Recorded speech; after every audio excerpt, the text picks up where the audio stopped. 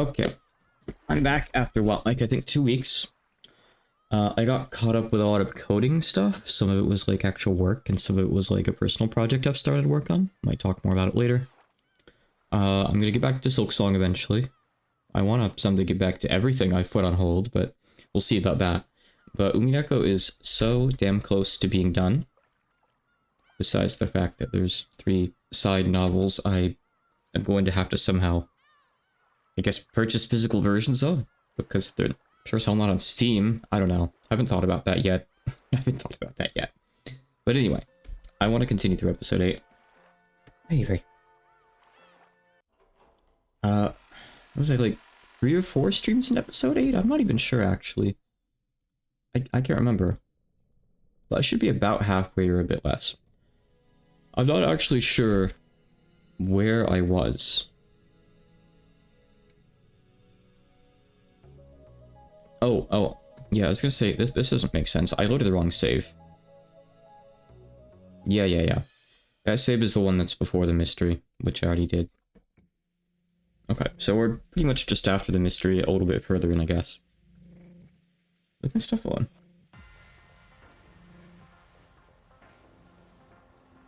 Boy, the music was doing something really weird for a second there. There was like a growling sound in it. Okay. My camera seems fine, by the way, as far as I can tell. I know I experienced issues last time, and I disabled it for the remainder of the stream. I haven't really messed with it since then, but it seems good at a glance, so I'm gonna say it was a fluke. I don't know. Anyway. Who is... Is this from Angie's perspective? Or is this like Will and Leon? I'm not sure. I don't know. I fell into a puddle, along with a goat that was still grasping my collar, though there was nothing left of it above its chin. Without any hesitation, the goat stretched out their thick arms as though they'd been given a second chance to snatch the spray from themselves, and they rushed towards me. All of them spoke in unison. Oh, it's this. Anything besides the Rudolph's family culprit theory would be impossible. Absolutely impossible. This is the part where the goats represent the readers. It's possible to form a logical explanation other than the Rudolph's family culprit theory. For example, a theory with George's family as the culprits is possible.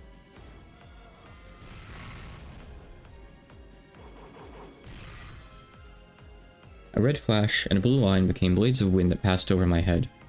Well, how do they manage to say this? Oh wait, no, they said that in blue. Then this was in red, then this was in blue. Never mind, it's good. Doubly slicing the arms of a goat that tried to pick me up. I think the next goats dashed, not towards me, but towards the black cat that was protecting me from behind. As I sat on my butt, staring up towards the rainy night sky, the massive goats were in the air right above me, fighting the black cat, or someone. A George's family culprit theory is impossible. George can't kill Shannon, so he can't be a culprit and he can't lie when checking corpses. No, it is possible. A culprit is defined as one who murders. No one ever said they have to murder a character who appears in the story. In other words, if George committed murder outside the island, sometime before this crime, he could be a culprit without killing anyone in the island, and it could be possible for him to lie. That is such a bullshit excuse. I think the definition of culprit here is a bit weird. It is the one the story has given. It is just a murder. Culprit equals murder. They're the same. But I think anyone reasonable would say, just because you murdered someone outside of this, you're not a culprit in this crime. Typically, culprit is used in a crime context. But anyway. It's just funny. We're just having, like, nitpick arguments now. The deep red curves bit into the goat.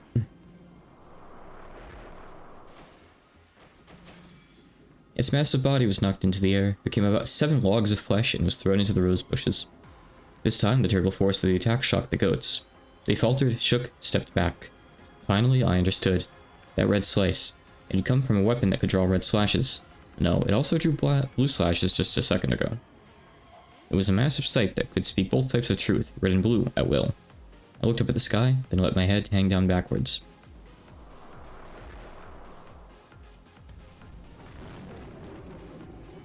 Yes, we know who the cat was. There was no black cat there. It was a girl holding a large scythe. How's that? This level of reasoning is possible for Furuto Erika. When the crowd of goats recognized the girl who called herself Erica, a stir passed through it. Erica redemption arc? It was clear that this person had enough of a reputation to make them tremble.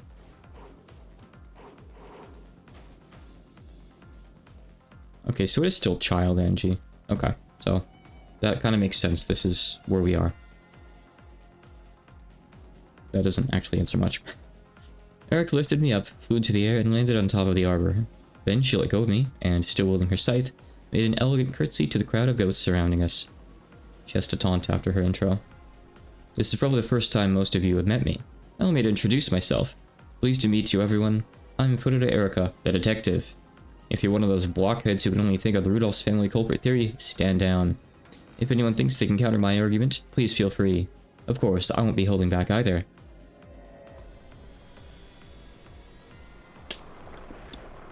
I counter you with the Rosa Beatrice theory.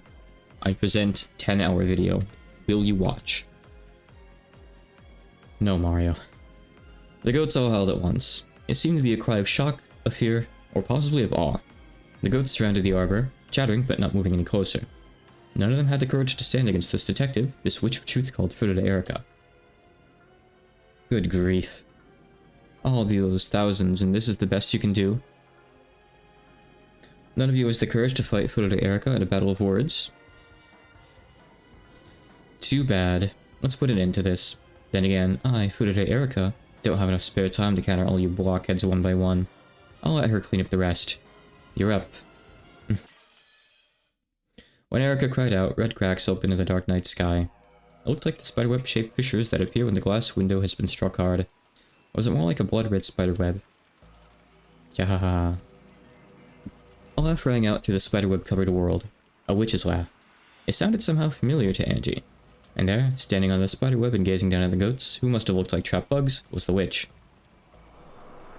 Yeah, I remember Eva Beatrice showing up again in episode 8, but I didn't think this was the context. Maybe when I'm thinking of her showing up in the latter half again, maybe it's already passed. I'm not sure anymore. That's what I get for spreading out Umineko streams too far. You forget me, and you call him the ruler of Rakenjima. You forget me, and you think Rudolph is the culprit? Yeah, it was the witch who had hidden inside of Eva. A witch of the future, who would one day call herself the Endless Witch after the cutbacks closed over this world. Who forgets Eva Beatrice and calls themselves the murderer of Rakenjima? How impertinent. On this island, who lives and who dies is totally up to me. All the wealth and gold is mine. Everything about October 4th and 5th in 1986 is mine to do with as I please.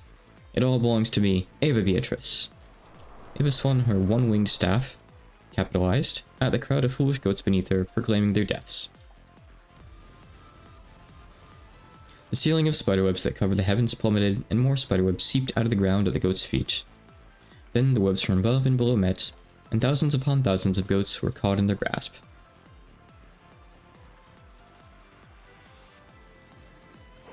Can't remember. Just trying to think.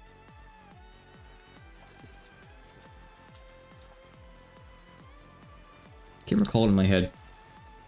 There's this stupid like one-winged angel range that I heard recently. I can't remember what it was now. I thought of it like a week ago too, and I could remember it then, but it's out of my memory now. It just slipped by me.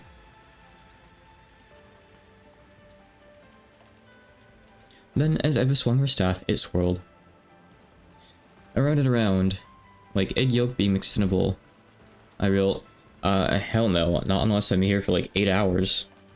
There's still quite a lot left. How many streams have I done so far? I tried to remember earlier. I'm gonna check real quick. This is stream number 5 of 8. We left off last time with Angie and Erica protecting themselves against a horde of goats. And now Eva Beatrice has shown up. I kind of forget what's happening too, but this is very shortly after solving Berncastell's riddle. Very shortly after Beatrice and Battler solved the riddle. Her like murder mystery setup, rather. I think it just kind of cuts to this. I kind of forget. Eventually it was all packed into a massive blood-red goo. They're essentially arguing with the goats and doing an anime battle to refute Rudolph's family culprit theory. The moans of goats drifted out from inside. That entire crowd had been compressed into a meatball a few meters across. It was meat. So you morons doubt that I'm the culprit? Reaching the Ava culprit theory and giving up there is good enough for the likes of you. If only you just get crushed and disappear.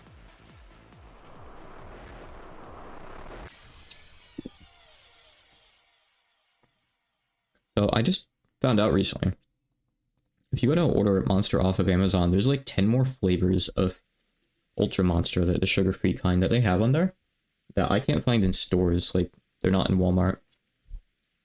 So I ordered a box of each. I have food stamps, by the way, so I'm not wasting like Patreon donator money on $200 a monster, don't worry. This is expendable money. That isn't really money that I have nothing else to spend on. So far, some of them are okay. I feel like so far, none of them are better than just the vanilla plain old white monster. And I also got Mango Fiesta Monster, which is disgusting. It is one of 2 energy drinks I have opted to not drink after opening it and just dump it down the sink. It was that bad. It also smelled really bad. The other energy drink, by the way, was gummy worm flavored energy drink that my mom found a case of for like $5. It's like a third of the price of like a case of Monster. The cans were kind of small, but it was abysmal. It was bad, really bad. But this like Mango Fiesta is so. Ugh. I gotta see if I can dump it off on a friend. I don't know what else I'm gonna do with it. To make matters worse, like a lot of these cases, there's like some special thing they do on Amazon where they sell them in cases of 15 instead of 12. So I have 14 full cans of Monster Ultra Mango Fiesta that I don't know what to do with. They're really bad. I'm not drinking them, that's for sure. But anyway, I'm still in the process of trying these out. The blue one's pretty decent. It's probably one of the better ones.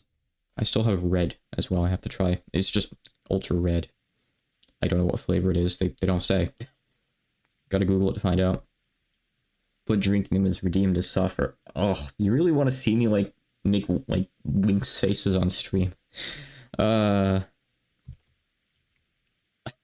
It's not an awful idea, but I'd rather hear that idea from someone who doesn't probably have 40,000 points saved up. Because there's some clear ulterior motives there. Squelch. No other word could do that sound justice. After sucking in all those goats, the spiderweb ball vanished into thin air with a squelch. After that, there wasn't even a trace left. The dark rose garden lay there without any sound but that of the falling rain. Ava drifted down from the sky. Your aunt will always be on your side, Anji-chan. I'll never let anyone insult your family. Aunt Ava.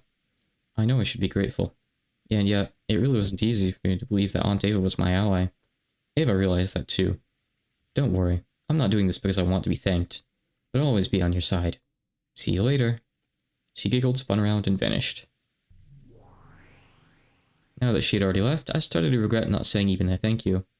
I wonder what the most common sound effect in Umineko is. It might actually just be that transition. That, like, teleport transition. I'd love to see, like, a chart of, like, which ones get used the most. I'm kind of curious. It would actually be really easy to just do a quick Control F and, like, do a count in the scripts for that, but, eh.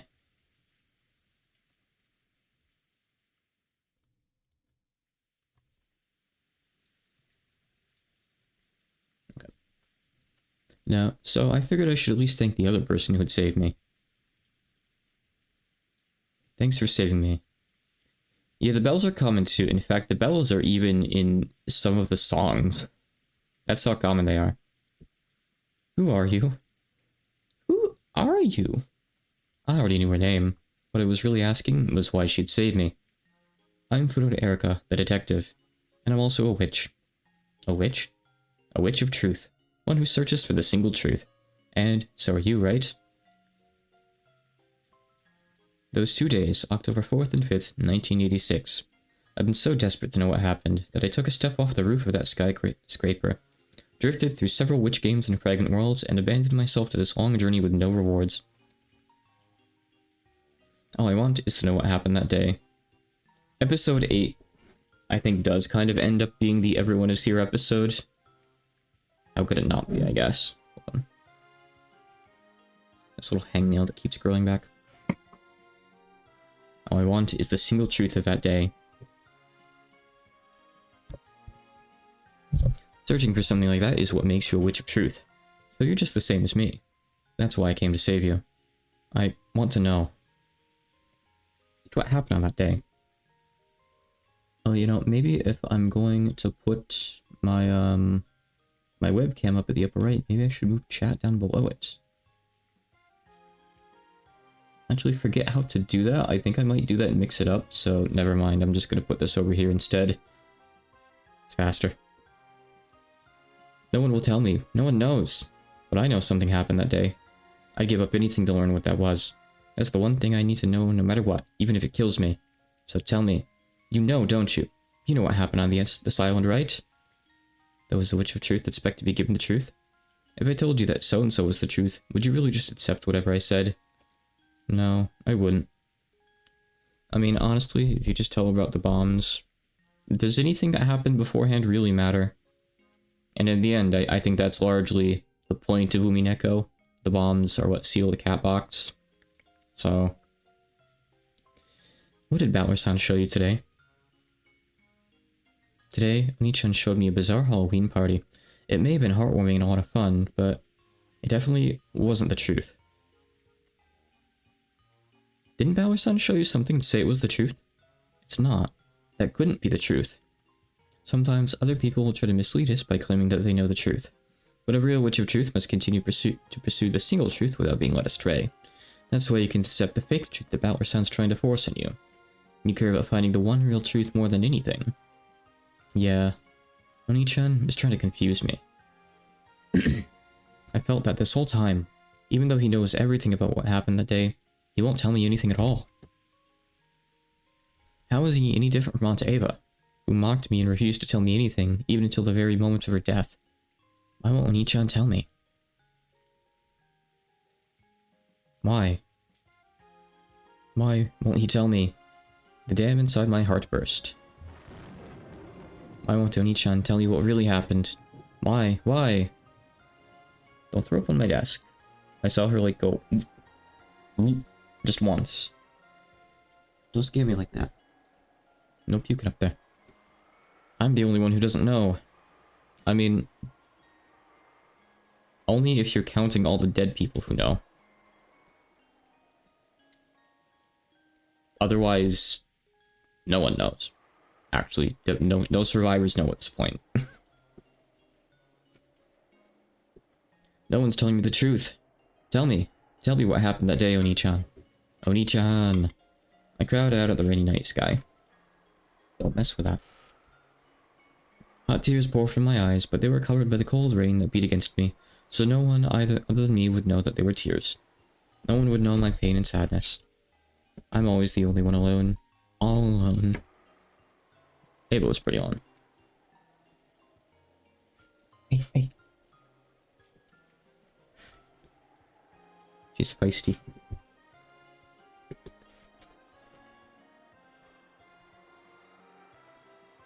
Someone tell me what happened that day. No one can tell you. After all, you can only find the truth if you look for yourself. Where is the truth? How can I find it? Everyone's hiding it. They won't tell me. I'll find it myself. So please, just tell me where the truth is hidden. Very well. I can tell you. As that voice rang out, the whole... Where did I get the word whole from? The world bent and swirled. After blinking several times, I realized that the world had become a sea of stars. Now available for Nintendo Switch and Steam. It was a pretty good game. Haven't played the expansion yet, though, the free DLC thing.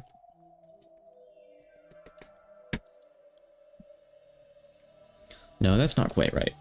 There are stars up there in the sky, but those lights below me are stars. They're lights from building windows, street lights, car lights. Okay, you can knock stuff over, cat. I was floating in the dark sky, or a city lined with skyscrapers. I can't tell you what the truth is. However, if it's a question of how the truth can be reached, I can show you the way. Please don't trust Brinkastel again. You. Various bad memories are jumping out at me from the back of my mind. That's right. I was chained in place in that strange theater and forced to watch a repulsive fragment where Mom and Dad committed murder. That's twice now Brinkastel has done something irredeemable to you. I never said that was the truth. But I heard what you said with the red. I'll say it just for you, that this is all truth. You yelled at and interrupted, stopping me from saying any more. I was about to say that this is all truth isn't necessarily so. Yeah, it works a lot better in Japanese. Sentence order makes that really tricky. I don't know if they could have handled it better. Maybe. I'm not going to go tackle it myself right now, but it was a bit tough to translate. Just how far are you willing to go to mock me? I apologize, but I did want to test you. Test me how? I wanted to see if you were ready to accept the truth, no matter what it may be.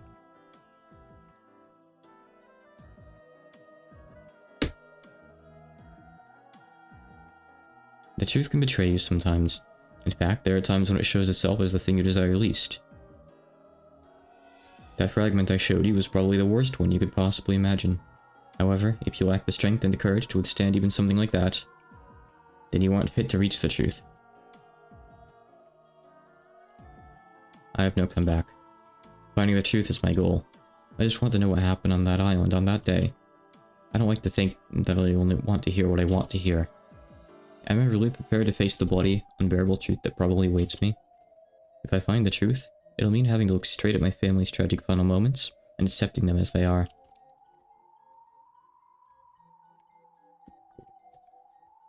Yeah, and you already failed to do that when Brinkastel showed you a possibility. Like, no, this can't be true.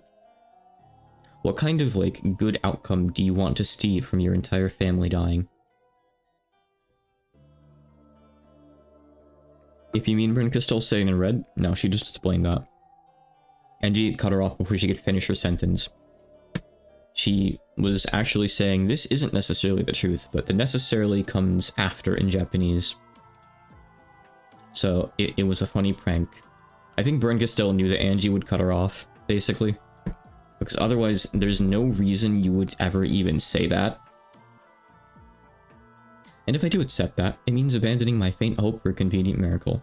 The idea that one of them might have survived somehow, and might return even though 12 years have passed. I know a miracle like that would be completely ridiculous, but if I'm honest with myself, I have to admit that I've been comforted by that faint hope these past 12 years. I want to know the truth, but I want one of them to come back. Those two wishes contradict each other. By learning the truth, I'll be forced to accept that no one's coming home. The truth is always cruel. At times, it can even cut down your hopes. Most of the time, humans don't realize the cost of learning the truth. I simply wanted to see if you had the necessary resolve. I have to wonder if it had been someone other than Ava that had come back, like Hideyoshi or Rosa, and they'd adopted Anji, I wonder if it would have turned out the same. If they would have ended up bitter in the end. I want to say that Hideyoshi would have done a better job. I think Hideyoshi should have survived instead of Ava, honestly. He would have been a better parental figure for sure. I must choose between my two contradicting wishes. Will I find the truth and abandon my optimistic hopes for my family's return? Or will I give up on the truth and keep waiting for the family that will never really return for all eternity? Will I freeze up and let myself be fooled by the childish illusion my brother made for me? Tell me, Angie, are you truly determined to learn the truth? I am. And your resolve will not falter? It won't. After hearing my immediate reply, Brinka still stared at me. Are those expressional sides of hers measuring my resolve? Oh, I don't care how successful he needs to be. But he would have been a better parental figure for sure. Now that my brother is covering up the truth even after becoming Game Master, the only thing I can rely on in my search for the truth is the path that Brinkastel can show me. Deep in your eyes, I see the glint of one who seeks the truth. Will you tell me? Will you show me the way that leads to the truth? Don't touch that smile. The smile cannot be trusted. Yes, I'll guide you. Did you forget, Angie? I'm your guardian, right? How long has it been since I last heard Brinka still use that word? Yes, I haven't heard it since the very beginning, when I met her in this future world and became a witch, with her as my guardian. That's when I became the Beatrice of 1998, the one who could defeat the Beatrice of 1986. No, stop confusing things. You were the Beatrice of 1998. And you, Beatrice. I became your guardian and recognized you as a witch. However, you weren't an endless witch like Beata. A witch of truth. That's right. You're like Erica, a witch of truth who will seek the single truth, undeceived by any illusions. I guess the witch of truth, Angie Beatrice, has the power to reach the single truth. Yes. However, up until now, you've been unable to use this power. Do you know why? I do now. Even though I search for the truth, I unconsciously resist learning the truth. Exactly. Finding the truth was your goal, but at the same time, you were unconsciously afraid that learning the truth would mean losing that miracle of your family coming back. On top of the sound effect chart, I would love one of those, like, word agglomeration charts, where, like, the more common words are bigger. I bet truth is probably one of the most common words. I mean, we should exclude stuff like Beatrice. I think cut out the names, probably. Because Beatrice is obviously very, very high up in there, too.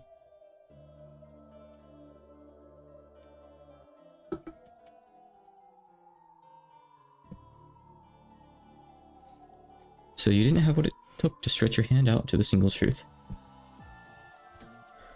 Hey, don't go back behind my computer. Behind my monitor. No. Hey. Hey. Okay.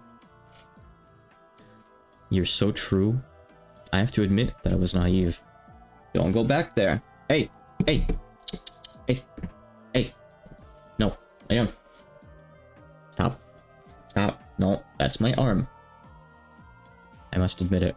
My entire family is dead. Now that I've acknowledged it, I must dispose why they died and who was behind it. Thanks. The fragment you showed me in that dark theater was there to open my eyes. Many, many games. Yeah, she went for my arm. She's feisty right now. She's very playful. Many, many games. Alright, get out from behind my monitor. Come on. My board's back there, honey. Come on. Yeah. Many, many games have gone by, waiting for you to become a true witch of truth. But I think there was a purpose to it all. After all, now in this final game, you really have become a witch of truth. Tell me, what happened on that island that day? I won't ask you to tell me directly, so guide me. What can I do to reach the truth? It's a bit too chilly here. Let's move. To where? To a place better for drinking tea. Literally anywhere.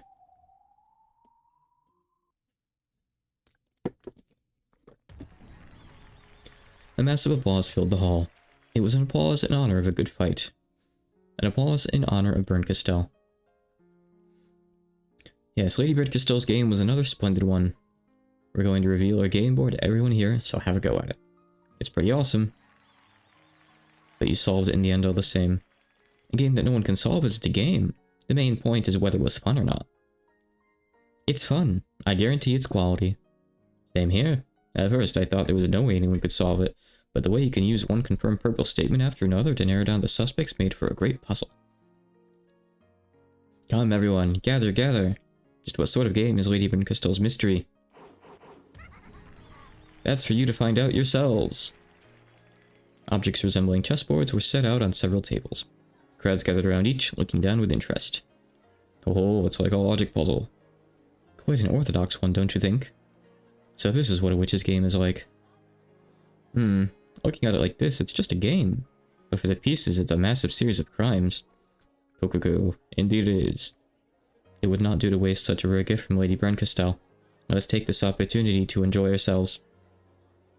Still, this is a tough one. It almost makes you wonder if it was made to be solvable, doesn't it?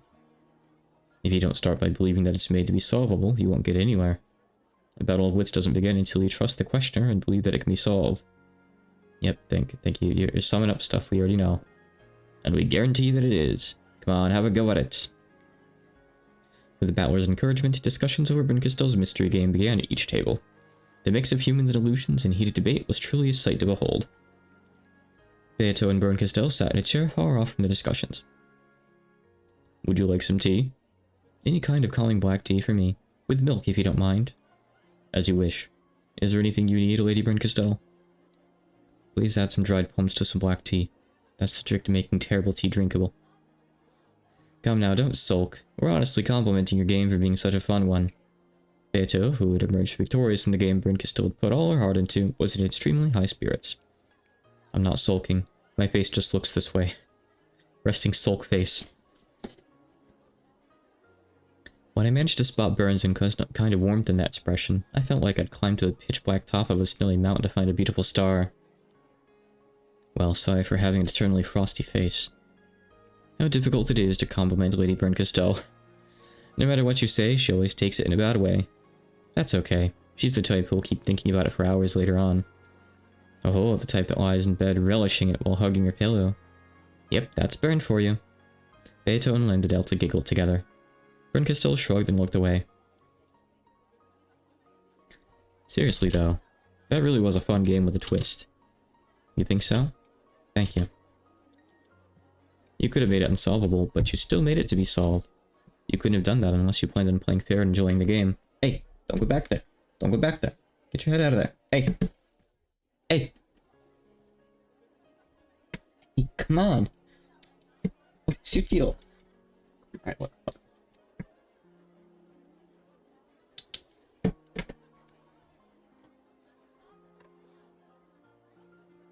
I got out the emergency pen light. And assumed full control of her. Alright, enough of that. For now.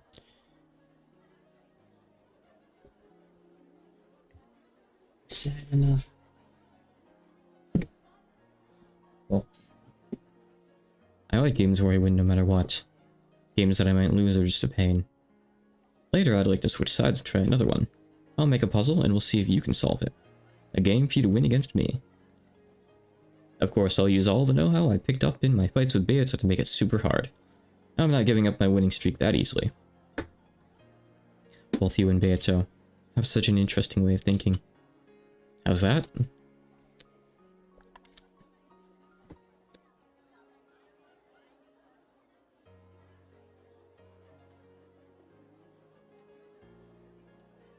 Should we pick up cat? Remove cat from desk. She's already thinking. Oh, come on, come on, go on. Come on, honey. A game is just stupid cat. A game is just a means to decide who wins and who loses, right? When you create one, your own victory should be your highest priority.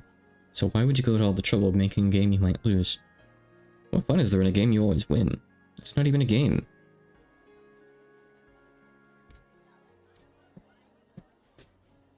Alright, you can stay if you just sit still and don't be a pain. Victory and defeat. It's fun because you're taking part in a fair... Oh, it's Battler talking. Victory and defeat. It's fun because you're taking part in a fair competition, balanced between those two outcomes. A game isn't a fight. It's communication. You have to enjoy the means. And if you manage to win in the end, well, that's just an added bonus. Finally, I clearly understand the difference between how all of you think and how I think. What do you mean? For you, this is communication. It isn't for me. The world you live in must be pretty savage. And what about you? Wasn't it the same for you until you understood Beato's game? An eternal game is eternal torture. Have you already completely forgot about that pain you suffered? There were days I did think that. But now it's all been resolved. I won't complain about stuff that's in the past. Get out of there. No. No. I'm impartial, you might say. That is the critical difference between you and me, I think. Your eternal torture was something you could laugh off and forget. Mine wasn't nearly so trivial. That's all there is to it. I don't know your history. It sounds like you had it rough. Here you go, Battler. Here's all of Higurashi. Get reading. To think I'm getting sympathy from a mere former piece. I must be getting old. I mean, if we can, like, present Chick Beatrice with all the previous games and have her read them, we could definitely just have a bit of a time skip where Battle reads all of Higurashi. Why not, right? Why not? Burnkill, sipping the black tea that Genji had brought her, gazed up at the ceiling with a faraway look. Battler may not have known her history, but even he was able to understand a bit of how she felt.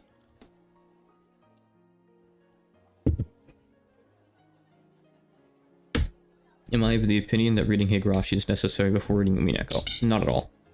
Higurashi isn't even the same genre as Umineko. It's a lot more horror. I think reading either one first is fine. If you read one then read the other, it's going to make you curious about the connection, and I think that's fine. Honestly, like, if you read Umineko first then read Higurashi and you're like, why does Rika look like Burnkill? What happens? But it's such like an abstract thing, and I don't think we even fully still understand how some stuff works between, not necessarily between them, but just like in Ryukishi's like weird metaverse structure anyway, that I don't think you're spoiling anything per se. I think you're creating intrigue in a sense. Are you being tortured by someone right now? Are you kidding? I'm as free as can be. I'm not bound by anyone's shackles. I was watching someone play more of episode 6 the other day, and Featherine just got introduced. And they'd already read Higurashi, so they immediately noticed, hey, she looks kind of like Hanyu. And that brought up, like, what role Hanyu really has in Higurashi. Maybe Hanyu is Featherine's piece. Maybe what I'm saying is totally wrong, because I've not read Higurashi, I've watched Higurashi. And even then, I think I've probably not seen part of it. I've seen the main 2 seasons. I saw, I think, a series of 5 little OVAs, and one of, I think the 5th one in that set was the one that showed Burnkill. Name dropped her. And I've also seen the new Sotsu and Gol series, and liked it quite a lot. Even though apparently a lot of hardcore Higurashi fans don't like it, I'm a hardcore Umineko fan, so I loved it. I thought it was really cool. A little bit hard to watch it at times. Maybe a little bit too much tragedy bait sometimes. But if you can deal with that, it's good. It means that kind of ties into a bit of Umineko stuff, sort of. Do we even know? So here's the thing. Do we even know for 100% sure who Lambda Delta is? Because I think in the past, you know, the leading theory was obviously, oh, she's, what's her name? Mia something? Blonde nurse lady from Higurashi, who was the villain. I'm spoiling Higurashi, by the way, deal with it. Miyoko, by the looks of it, yeah. Yeah, the like common conception was that Miyoko was Burnkill because she's essentially Rika's opponent in Higurashi. I mean, if you see like her child form, that makes a lot of sense. But then, go and watch the new Higurashi stuff, which I think is based on a book, a VN. So I don't think it's anime original, I don't think that's the case or anything like that. And then maybe think, maybe it's not Mio. Maybe it's this other character. That's Lambda Delta. Because Miyoko is not the quote-unquote antagonist.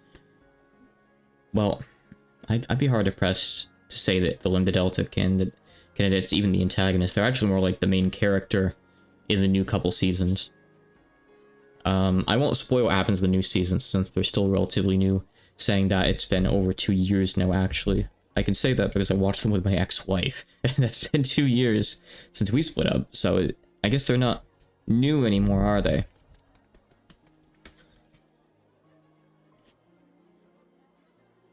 Anyway, maybe Land the Delta is actually South Local.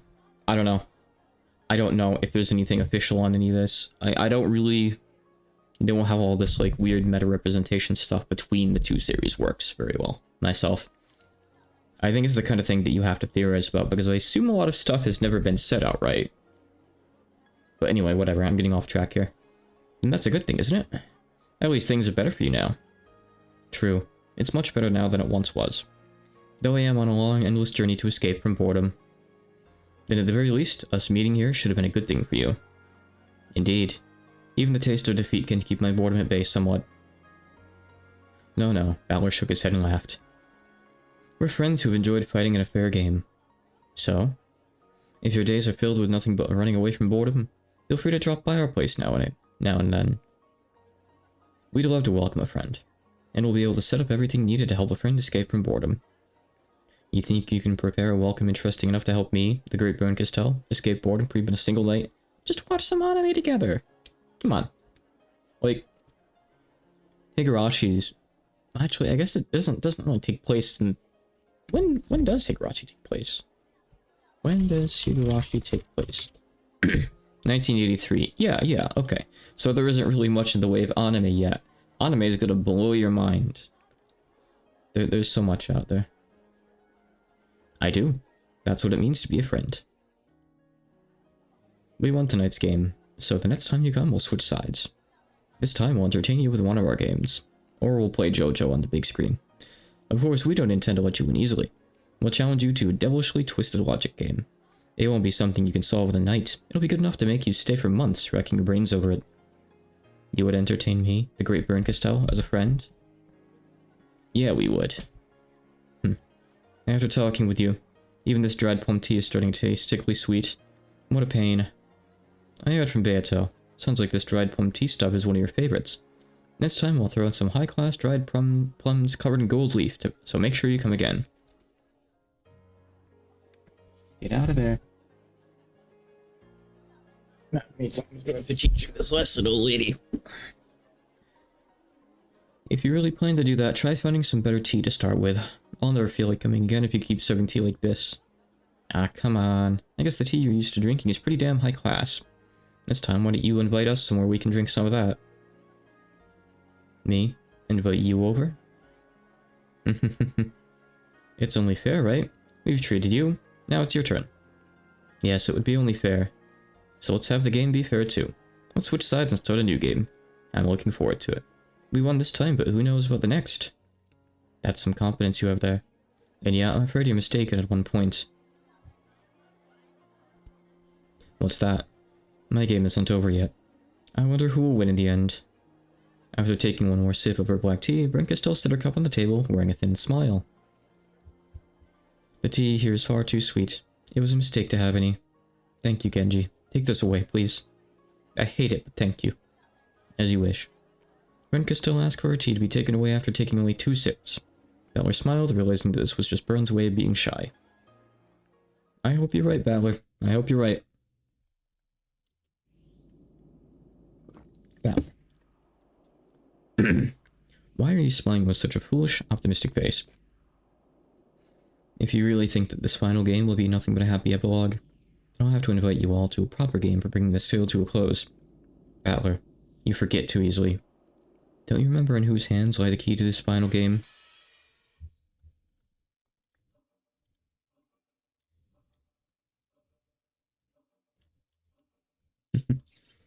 The inside of my nose itched. I've never regained consciousness to a smell before. Slowly, I opened my eyes. Wait, when did I lose consciousness in the first place?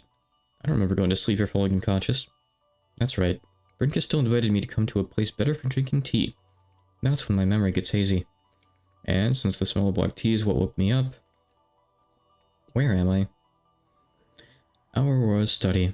I hate to admit it, but her taste in tea really is excellent. I was sitting on what appeared to be a sofa in a dimly lit study. Brinka still sat across from me. And right before my eyes was a beautiful cup filled with hot steaming tea. Isn't this place... I remembered. I've been here before. Wasn't it? How pleasant it is to see you again, child of man. Yes, that voice. Just hearing it brings back memories. Bad memories. Long time no see, my master. I didn't think I would get the chance to welcome you to my study again. To think that game of yours is still continuing. It won't be continuing much longer. This is the end, the true final game. A long time ago in the past, I subscribed somewhat to Featherine Beatrice theory. For reasons you'll maybe see later, but it's not the truth. It's more like, this would be the ideal. This would make for a happier ending if this were the case. I'm not going to say what I mean by that yet. Hold on, you'll see in a few streams what I mean when I say that. But it's very much not the case. This was the study of Featherine Augustus Aurora, the majestic witch of theater-going, drama, and spectating. And of... let's see, what's Okina's title again? What things is Okina a god of? I can't be asked to look up the copy pasta. Once in the past, I was summoned by her in order to be her reader, her Miko. The god of no. Don't tell me you want me to read again. I wasn't the one who called you here. My Miko brought the two of us together. Why? Isn't it obvious? To show you the path that leads to the truth. You'll show me the way, Featherine? Well, I am the witch of theater going. And no, though I dislike interfering with the actors on the stage. So, would you rather watch Battler's boring play, or my exciting one that manipulates the branching paths of fate? I know you can't stand even a minute of boredom. As Featherine rocked her rocking chair, she looked up at the ceiling and chuckled. She clearly holds some key to the truth I seek. And yet, you are literally the one holding the key. I can do nothing but tell you where to find the keyhole, child of man. I don't remember saying anything out loud, but Featherine answered my question as though I had. Come to think of it, that's right. Featherine can read the thoughts of a mere child of man like me as easily as she can hear me speak. I don't remember that being a thing, but I'll believe you. Well, I guess that'll help us get to the point quicker. Oni-chan did give me this key, but then he just said something about how I'd know when to use it when the time was right. He didn't say a word about what it was used for. Do you two know? What is this key for? Oni-chan said it was something very precious. Explain, my Miko. No way. You explain. You demand that your master explain? You've got to go on stage every now and then. Otherwise, you'll just get senile all the faster. My. And yeah, I just enjoyed some long overdue time on the stage when Anju was reader, which should last me several centuries at least.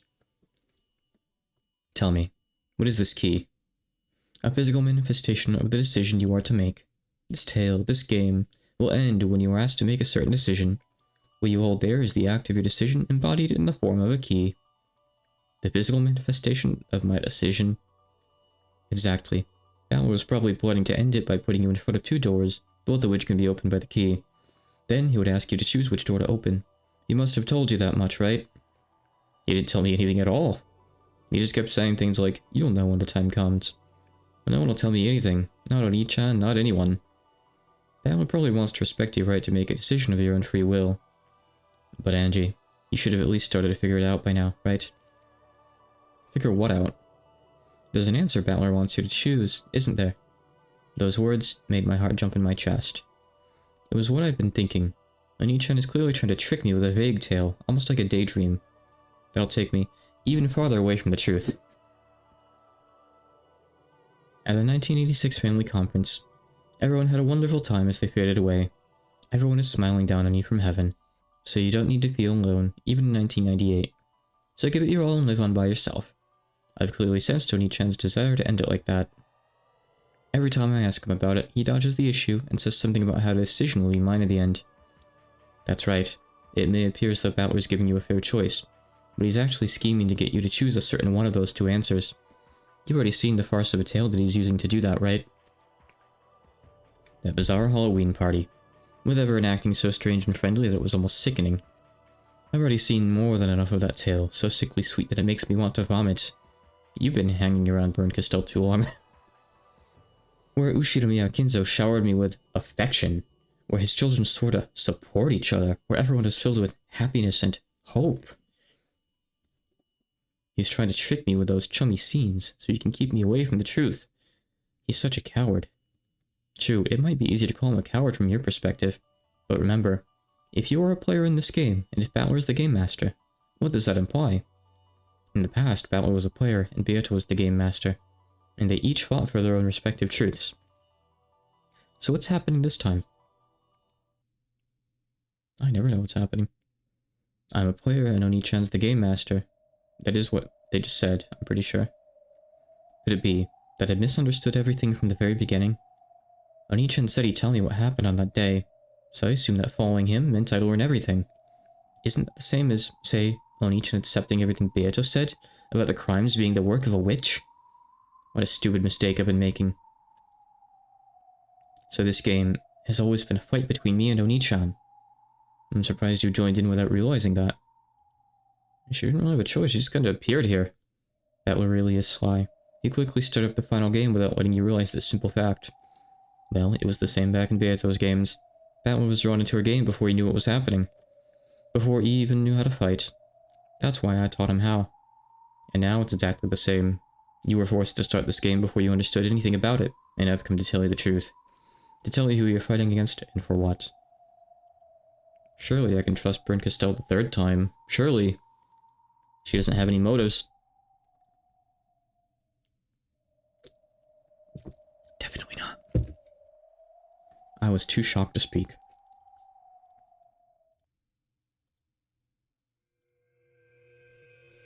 And finally, I realized what I needed to accomplish in this game. I've always been passive. I was sure that Oni-chan would tell me everything, so I naively thought I just had to believe whatever he said. I was wrong. That's not what this is. This is a battle between me, the one who wants to reach the truth, and Oni-chan, who wants to trick me and chase me out into a 1998 where I'm all alone. I bet Bryn Castell would love Danganronpa. Just keep going for a few more decades, and like, wait until the Steam Summer Sale and just buy all the Danganronpa games. I think they're all on sale. Get a big bundle right now. She would adore Danganronpa. All this time, I have kept on saying that Oni-chan was foolish and naive, and now I see that I was more naive than anyone else. And yet, Bryn Castell didn't sneer at me. On the contrary, she looked at me with that cold gaze, as if to say, so you've finally taken your first step. Now do you understand your own purpose, and the purpose of that key? I gripped the key Oni-chan had hung around my neck, and for a while, I shook with an emotion that even I couldn't understand. Now that I know Oni-chan tricked me, it would be easy to hate him, but hating him would be missing the point. After all, this is a game between me and him. Oni-chan has done nothing but make the optimal moves for winning against me.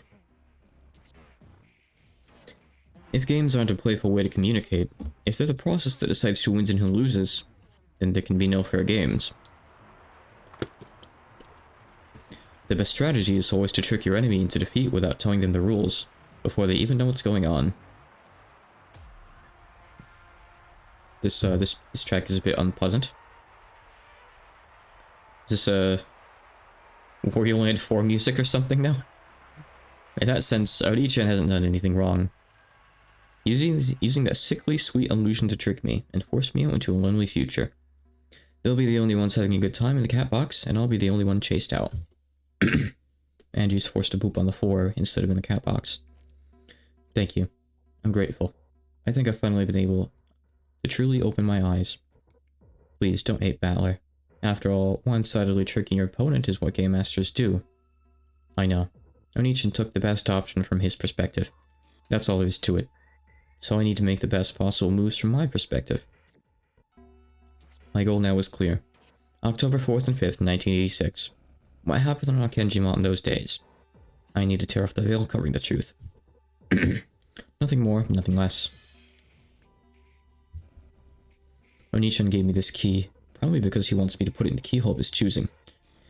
That's why he keeps showing me this sentimental illusion. But I won't be fooled anymore. I'll open the door I want to open.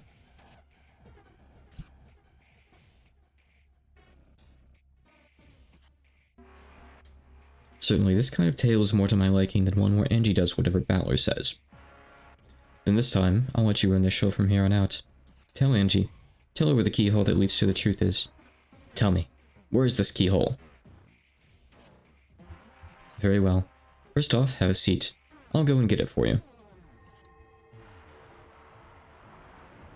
When Featherine rose from her rocking chair, my vision seemed to twist and bend. What is this, some kind of interference? Why now, when Featherine's about to show me something important? Why is my head getting suddenly... Probably because of this noise? I dug my fingernails into my knees, clenching my teeth to keep from losing consciousness. However, the world just kept twisting more and more. Except for the feel of the sofa beneath me, I couldn't sense anything at all.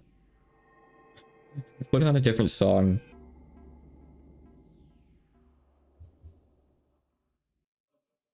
Lady? Eh? Looks like they've arrived. The door opened and Hachijo Toya appeared. What's going on? This isn't the world of witches, but the world of humans? I was sitting on a sofa and Amakusa was behind me. There's no need to feel confused. Featherine and Hachijo Toya are the same being. To her, the difference between the two worlds is a trivial thing. To put it in the words of that theater lover, it's like having a slightly different background behind the stage. So there was no reason for me to feel hesitant. Should I call you Mana Hachijo this time? How complicated names are. Even though both of us are still here, just like before, you have to wonder what to call me. True. Calling you Featherine would be a bit rude to you now. For an actor, the name of the role they act is only temporary. Precisely, child of man. Featherine? Don't ask Amakusa. Amakusa's eyes went wide as he wondered what I was suddenly talking about. I ignored him and continued. So what are you going to show me? As I spoke, my eyes were caught by that heavy-looking object she held under her arm.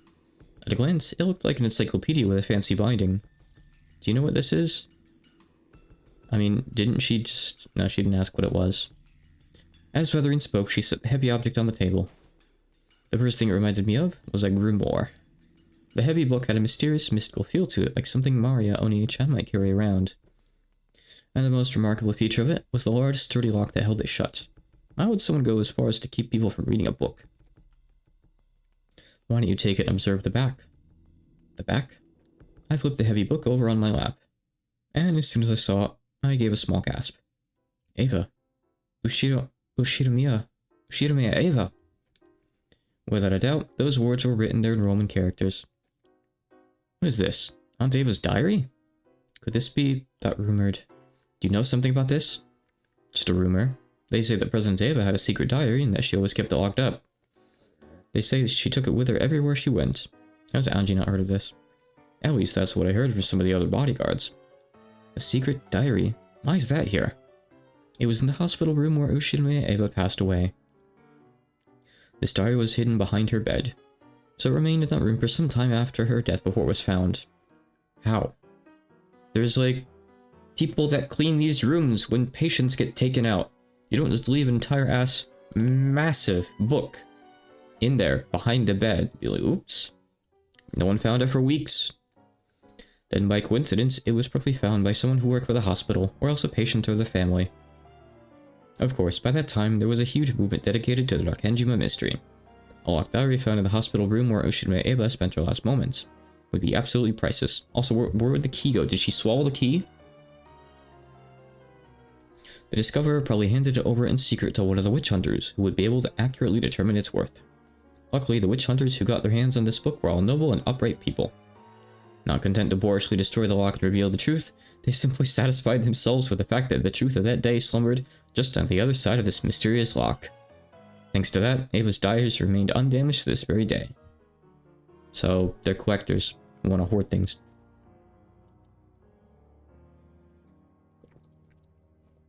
It is already known that Natsui, wife of Kraus, the oldest son of Kinzo, sealed up all of her complaints and repressed feelings by writing them down in a diary, which she treated like a sort of charm.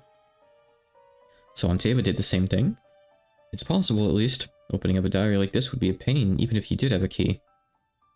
I mean, there exist things that cut metal, you know. It's sealed up tight like a corset. Amakusa was right. This wasn't a diary made to be casually opened and reminisced over. It's probably safe to assume that she used this diary to forget things by writing them down and sealing them away, just like Ushimiya and Natsui did. Then she brought it with her into her hospital room and hid it behind the bed without telling anyone about it. Don't tell me that diary is... Are you saying Aunt Eva wrote down what happened on that day? By reading its contents, you will probably learn everything. However, we don't know where the key that unlocks it is. I jumped. Then I looked down at my chest. That's where my brother hung that key. Huh? It's gone. The key's gone. What's wrong, lady? What key? It's been hanging from my neck the whole time, hasn't it? I never noticed it. You had a key hanging from your neck? I understood almost immediately. In the world of humans, I haven't found the key. The thief with the key. Umineko ate it because he was hungry. And a key. The me with the key is on the game board in the world of witches.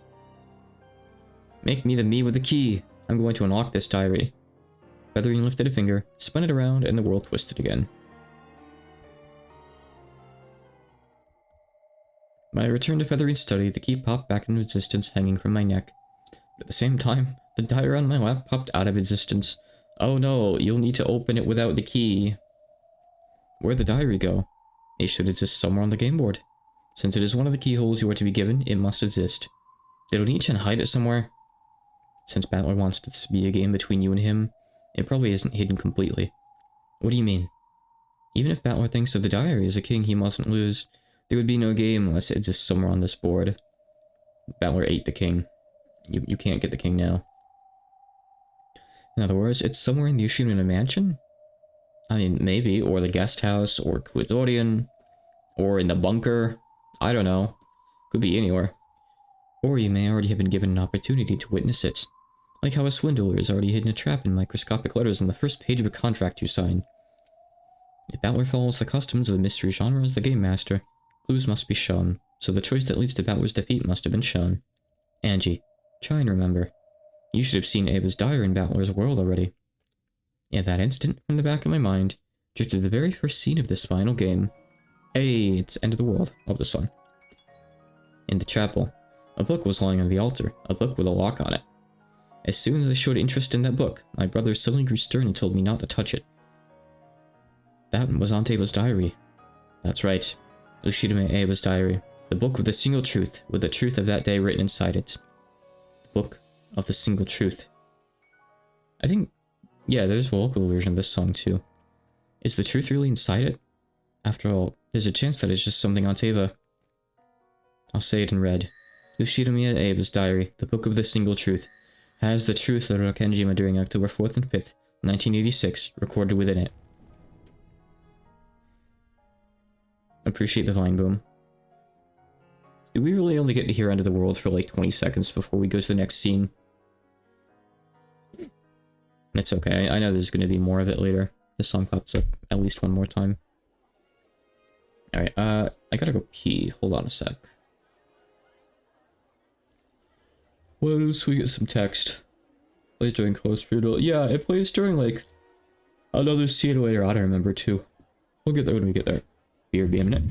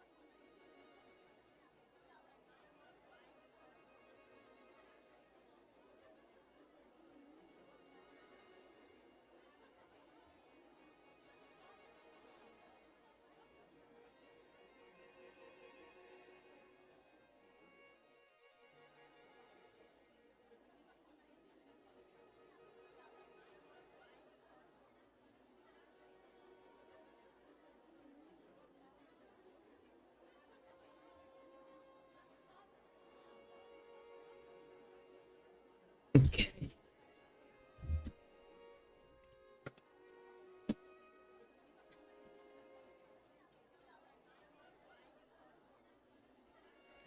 The discussions over Brinkestol's reasoning game were getting passionate at each of the tables.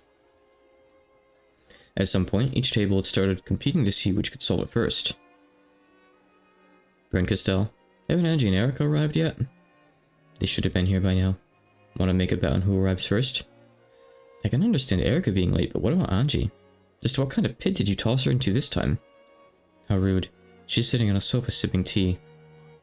Hopefully the sort of tea you drink suits Angie's tastes. Haha, good point. How rude. That tea would suit anyone's tastes. Erica would even lick the last drop of my tea from the bottom of a miso pot.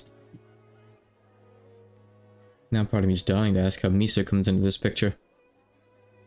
Still, it's Erica. This will be a long-awaited reunion. That's right, come to think of it. Can't wait to see how long it'll take her to solve Brent Castell's game. This sort of game is what that kid's best at. She'll probably read it from start to finish 3 times and then just say the answer right away. Probably. I look forward to seeing her give the correct answer immediately with that smug look on her face. Come now, this is Erica we're talking about. She'll probably pull some twisted logic and say that it was possible for someone other than Balor's family. Good point. In fact, I'd like to hear her about twisted logic even more than the right answer. Apparently, Balor and Beato were looking forward to their reunion with Erica. No one knew why.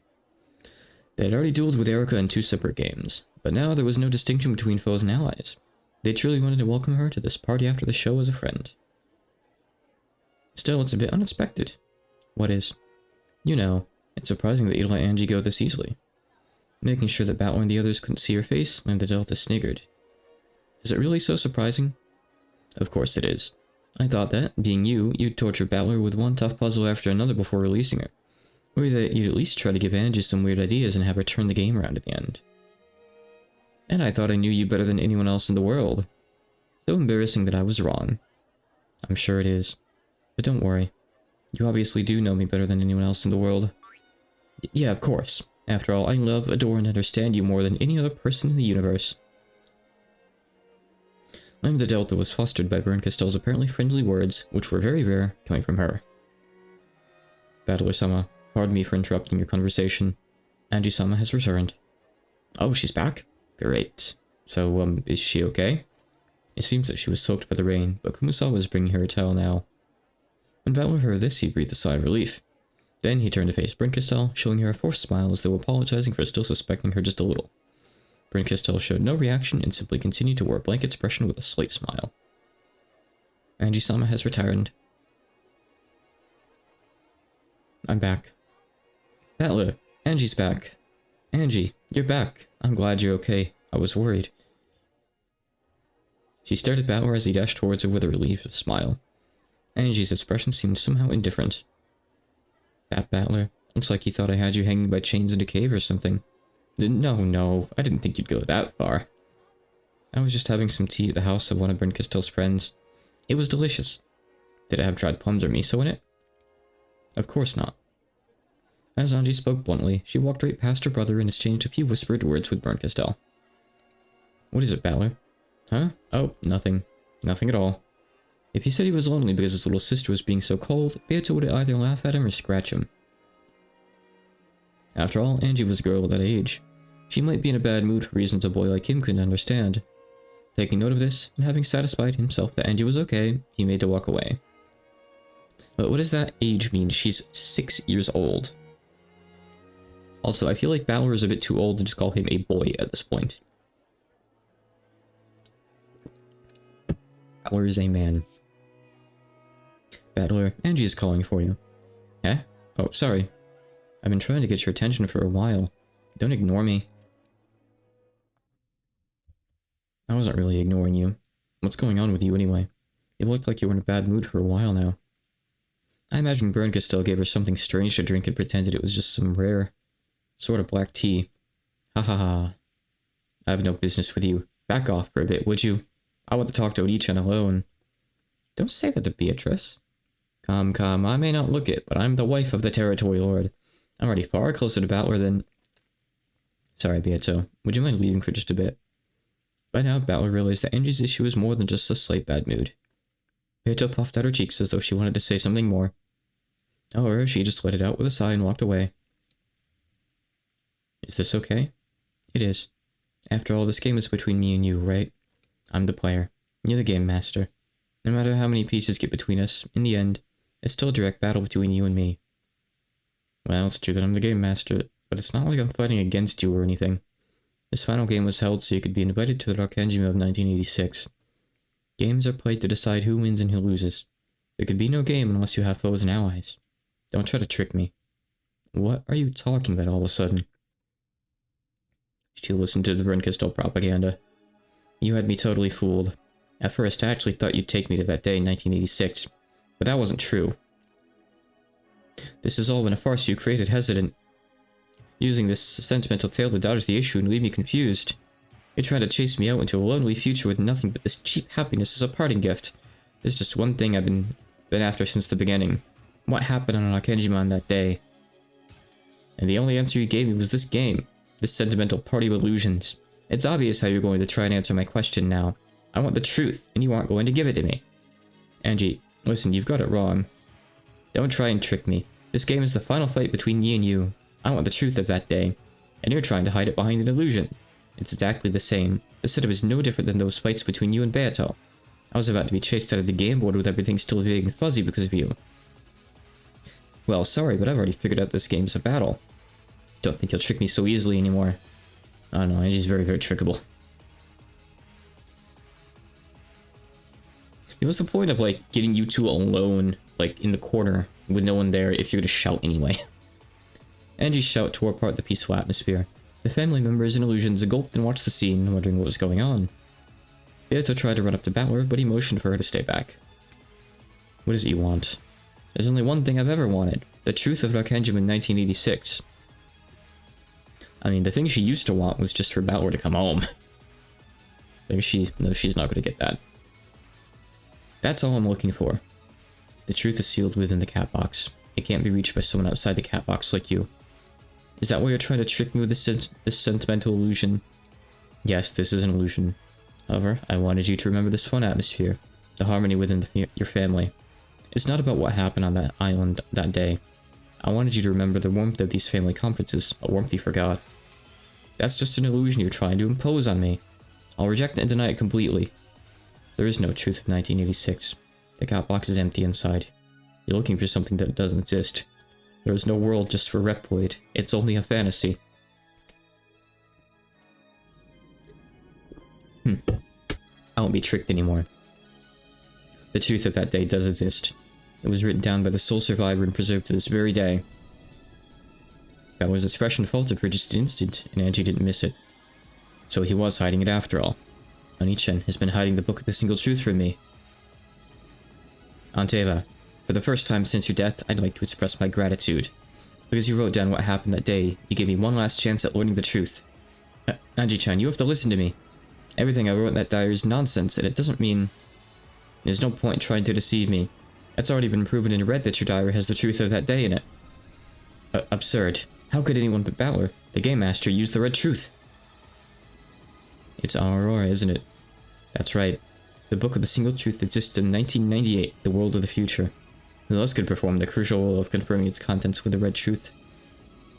I heard everything from Brennkistel. I've been fooled by you long enough. I don't want some sentimental illusion. I want the real truth. Battler looks at Brennkistel.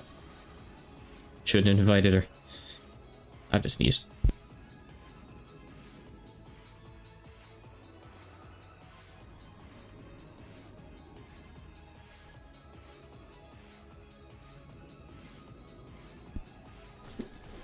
And no matter how hard you try to cover it up in 1986, I can expose it in 1998.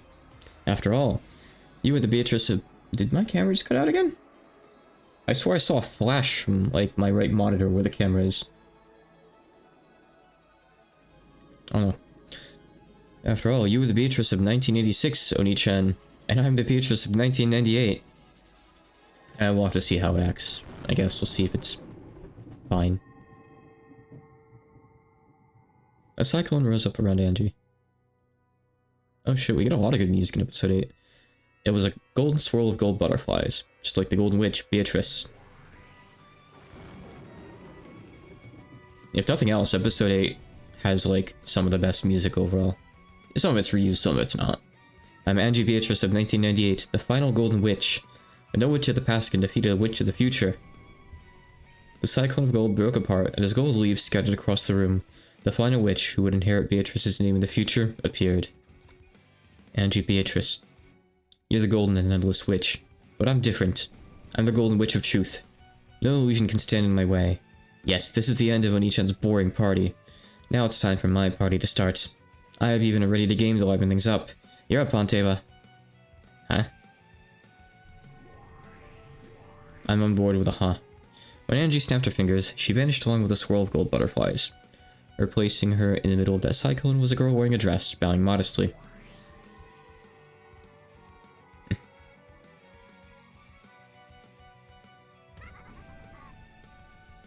I like the little animated cutscenes. You. That's pretty rude, you know. I'm inviting everyone to the party except me.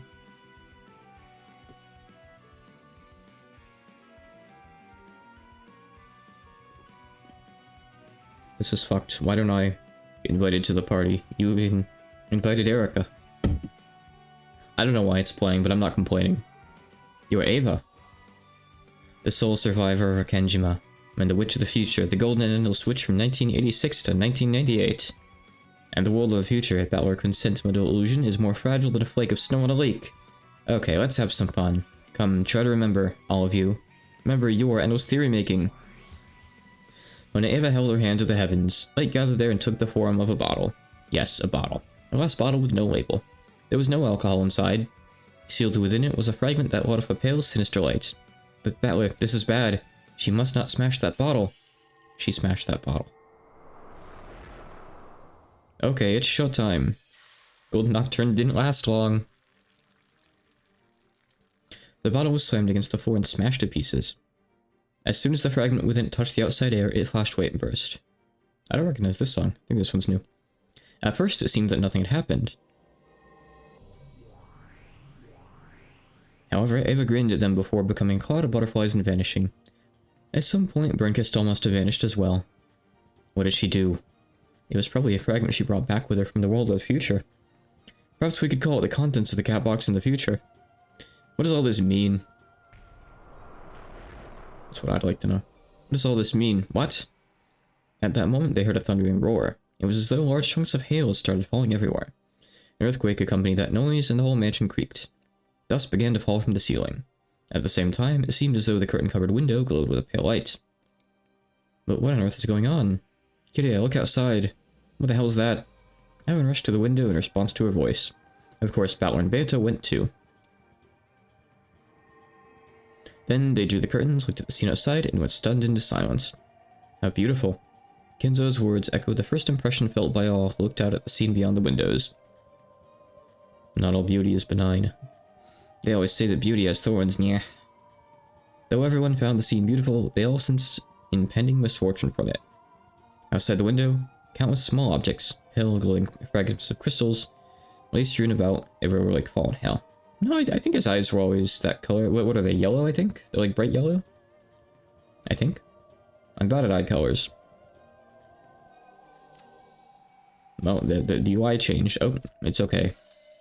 It goes back to normal if you go to the menu, which is probably a bug.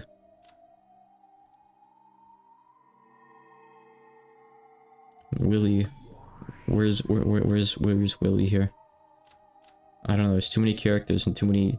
I don't think... Oh, here he is. Yeah, I was gonna say, like, I couldn't find him. Try to not look at how short he actually is. Don't look at his big boots. I saw something move over there. What's that achy paint like goop? Hey, is someone over there? Wait, huh? A person just grew out of that glowing fragment. Seven Sisters of Purgatory, battle formation. With those words of Lucifer's, everyone finally realized that they were being surrounded by danger. It's blue again.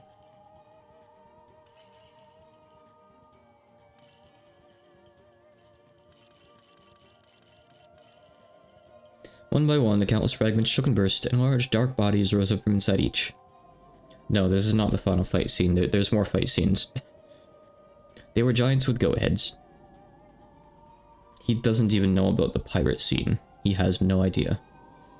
One after another, they appeared from the insides of broken fragments. Those fragments lay all over the rose garden in vast numbers and made the ground glow, so that everyone inside was forced to shudder. 45.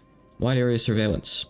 My radar is filled with white. Why they're being jammed, or the vast number of readings is making counts of enemy numbers impossible. All over the OP? What OP? Like a pachinko OP?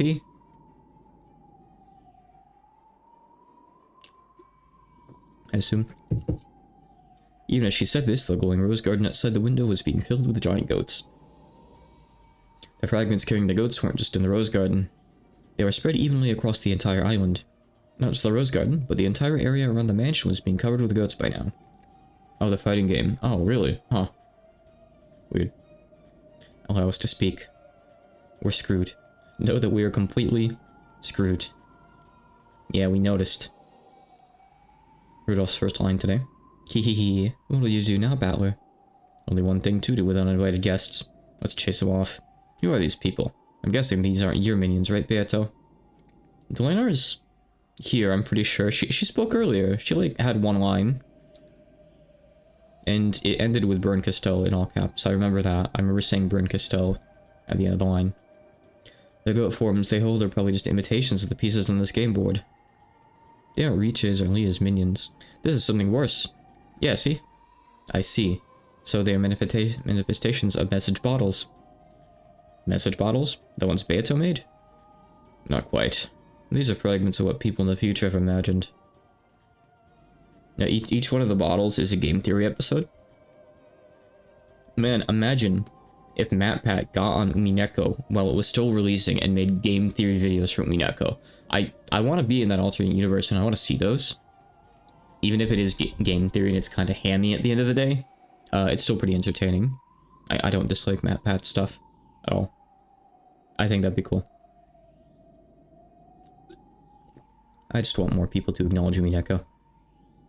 We need more Umineko content. Let's see the hollow MatPat. What the hell does hollow MatPat mean? I have regular MatPat here. I think I have a couple MatPats. I'm not sure. I'll stick them there though.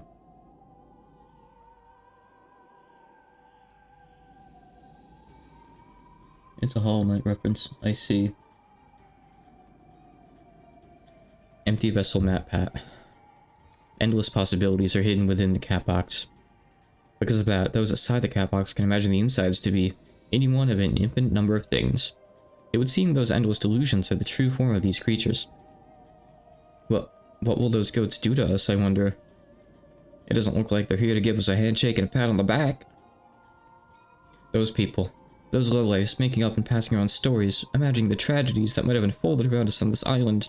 They found it so fascinating that they never talked about the truth, that they kept on creating tragedies one after another for their own enjoyment. I mean, maybe if you talked about the truth, it wouldn't have happened. I see. So the fragments from the future, imagining the cat box of 1986 however they please. And the world of the future, any and all interpretations can and do exist. Unless we deny them, everyone will be able to claim that their own view is the truth, and they will remain on this island. Ah, what a fix we're in. Looks like we're surrounded and fighting for our lives. Haha! What are they doing? They're eating something. They're eating the roses? The crowd of ghosts was scrumming about and doing something. If you look closely, you could see them sticking their heads into rose bushes and munching away. And it wasn't just rose bushes. Light poles, the bricked flower beds, and even the stone paving itself.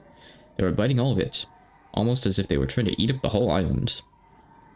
No, they aren't just eating. If they aren't eating, what are they doing?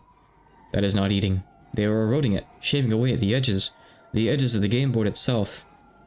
They're eating the game board? In the world of the future, everyone believes we were swallowed up by tragedy today. That's like objectively the correct thing to do if you're losing Monopoly. You just eat the game board. Just help yourself to the other players' hotels. That's why they won't accept the truth where we enjoy ourselves in peace. Truths of the past are subordinate to truths of the future. The merciless future fangs and jaws of those goats refuse to accept our truth and are eroding it, replacing it with the kind of truth they expect. Damn it, this is our truth. It's not for those people in the future who have nothing to do with us anyway to rewrite as they please. The garden outside the window was now filled with too many goats to count, all chewing away. This repulsive scene stole the words from everyone's lips. They weren't stunned into silence. There was just no point in making a fuss and letting the goats know a certain fact. No point in letting them know that there was plenty of prey waiting in this bright, warm room, prey that was softer and easier to chew than roses or bricks. That goat there, he's looking at us. Silence. Don't make a fuss. It's coming this way. Dear me, this does not look good.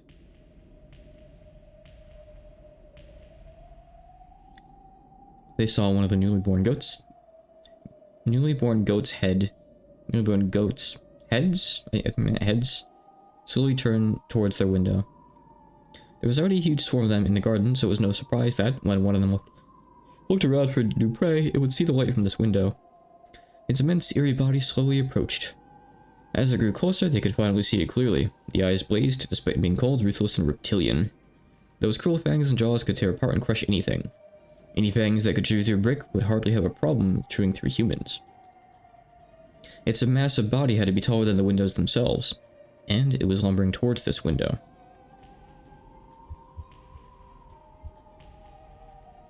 If only this window were made out of special Umineko bulletproof glass.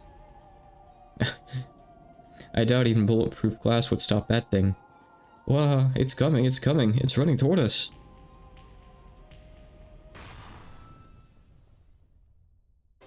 Allow me to speak. Know that this window shall not be breached. Man, Ryukishi just has such good timing. The power of Cornelius' seal formed a shield around the glass. The goat was blown back, unable even to touch the glass because of this power. Its weight made the earth tremble. They could feel that clearly, even inside. I think this is the first time this song comes up too. I think this is an episode 8 song exclusively. But that tremor had also drawn the attention of the nearby goats. A pack of goats started shuffling towards them, and a fight broke out as they each charged forward, trying to reach this new prey first. The window protected by Cornelius' seal would probably be safe. However, there are many windows in the Great Hall. For the first time, those windows became a source of terror instead of sunlight and a lively view. Gertrude. Just lower the curtains. They won't see in them, probably. Allow me to speak. Know that this window shall not be breached. Gertrude sealed another window. We're all out of Iron Maidens now. We're all out. That's all we had, sorry. Going to do the whole fight scene. As long as it doesn't take like an hour, I was going to. How long is it? I'll go look in the wiki. Hold on. I'll get a rough idea from like, how many music changes there are. Oh, I hate this shitty wiki layout. It's so bad. Just... Wait, he launched a new manga? Yeah, okay, whatever. It doesn't matter. I'm just looking at the front page news. Wow, the Higurashi Gacha game is going to end of service in February 2025. He made a new manga in January 2025. He's making all sorts of other stuff. Stop doing other stuff and continue Syconia, damn it. I want to start reading Syconia, but, like... There's only one thing to read right now. I've already read Higginbana. It was pretty decent. Let's see. Hold on. Well, you said working on. Didn't Silent Hill F just come out? It's already out. Pretty sure people were playing it. I saw someone play it a few days ago. It's so many clicks to just get to episode 8 here. Let's see. Summary? Wait, yeah, hold on, how far am I? Am I actually really far? No. Yes? I can't tell. Oh, okay, I see where I am. I don't know why it's labeled like this. I see.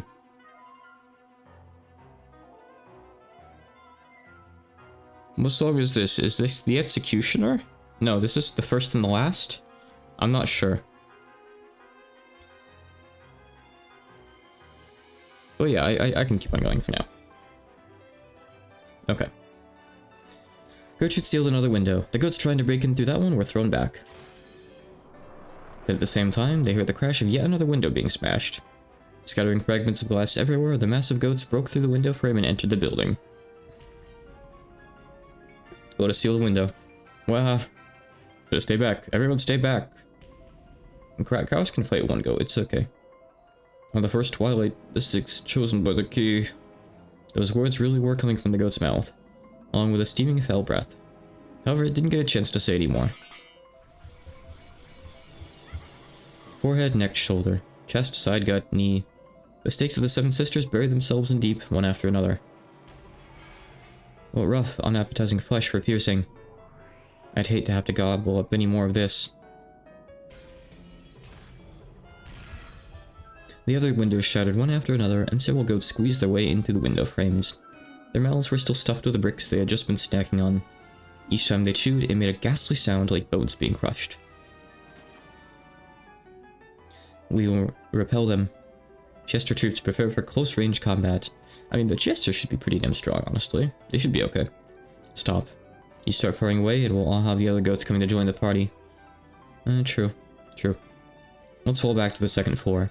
If we can seal the staircase, that'll buy us some time. I mean, they probably heard the Sisters of Purgatory bouncing off the walls too, then. That's just as bad. Everyone upstairs. Hurry.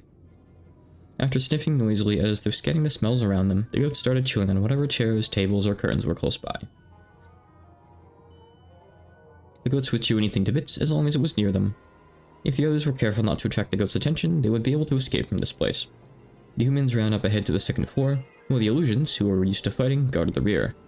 The goats were completely absorbed by their feast on everything in the hall. Not the portrait. Aww. By now, they were even brutally chewing away at the portrait of Beatrice, which could fairly be called a symbol of the Ushima family itself. Forget the one-winged, bird, eagle, angel. Battler, the humans have all taken refuge on the second floor. Good. Delano, seal the staircases. Gertrude and Cornelia will handle it. However, they need more time.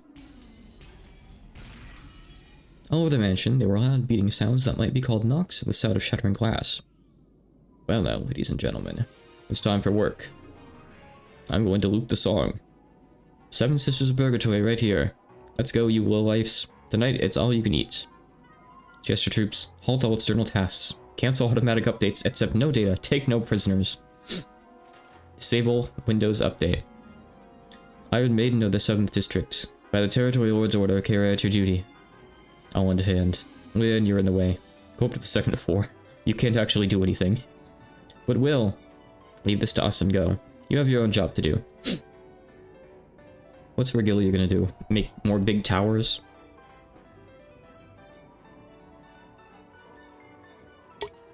Wait, no, the towers would be Beatrice's thing.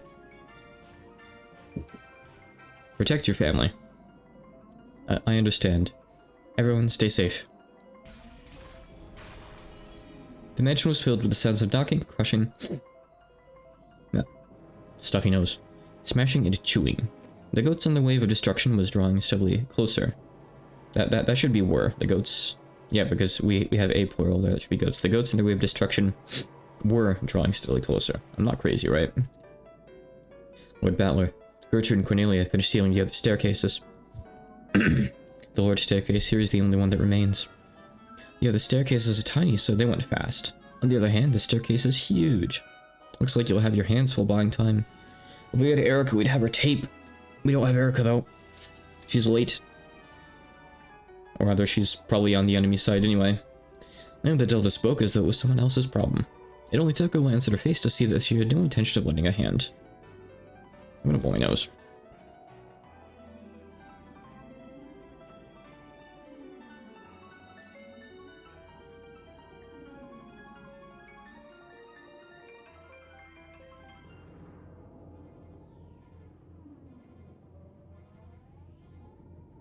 Okay.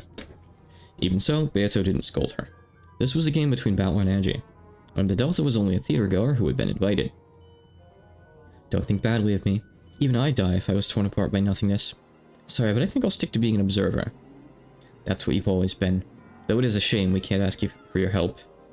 Nah, she's being nice. Doesn't want to steal our show. Sure, let's call it that. As a Voyager Witch, the Delta could retreat from this game board of battlers if she wanted to. In other words, she was the only one who wasn't in trouble now. See you later. I think I'll watch this game between you and Burn till the end. I'll be rooting for you. As you munch on popcorn, of course, I think I'll have some soy sauce butter flavor today. And the Delta finished with a pop. As soon as she did, a black hole opened up in midair and Gap fell out of it. Battler, Riche, could you come here for a second? You should probably see this. Right now? Yes. Let's go. Everyone, we're counting on you to hold this position. When Gap snapped her fingers, a large hole opened up under Battler and Beto, swallowing them both. They were spit out into an inky blackness. Both of them were floating in the night sky. Arkanjima lay far beneath them, and as soon as they realized this, they shuddered. It's not just a crowd, it's a sea. It was no longer a crowd of goats, but an entire sea of them. Just as Arkanjima poked out from the ocean, the mansion was now poking out from a sea of goats. People in the future really are amazing. Just how many of them have imagined the tragedy on this island? It's nothing more than the worthless drill of those outside the cat box. Let's clean this place up. Did I know that Willard was originally planned to be the final boss? I'm not really sure what final boss even means here, but no, I didn't know that, but interesting. I haven't read like interviews or anything besides like some quotes I've seen, I think, on wiki pages. So no, I don't know much about like developmental changes. I'm sure there's a lot of interesting stuff there though. Look over there. It's hard to tell, but look at the shoreline. The shoreline? It's easy to make out the harbor. Look closely. See it? Don't tell me. Yeah, you're probably right. They're eating it. Eating the whole island. Instead of the pirates. I see what you mean. I don't know how that really would have made any sense. I guess that's why it was changed. Come, try and remember fragments from the future. If only you just chew up all the embellishment, all the illusions, all the fantasy. As Ava yelled this to the heavens, hovering about the raging sea, hail fell down with a pale glow. Each was an unlabeled bottle with a fragment inside. They poured onto the island, were smashed to bits, and the fragments inside them scattered everywhere. Every now and again, the fragments would split in two, then split in two again, and every single one of them burst and gave birth to a massive goat. To say it was like bamboo shoots springing up after the rain would be a vast understatement. The goats writhed about like bubbling, boiling water in a pot. They ate away at everything they saw. They didn't just eat the harbor, but the trees and rocks, the entire coastline itself. Hundreds, thousands, no, tens of thousands of goats continued to eat. Every time someone made a post in an Umineko theory thread, a new goat arrived. Black Willard. Oh, yeah, like past Willard. Yeah, I guess we never really see that elaborated on. That would have been interesting. I don't really know how it would have worked, but would be cool. I wouldn't mind seeing that like elaborated on in a side novel or something. They were chewing away every bit of Arkanjima of this final game that Ballard prepared.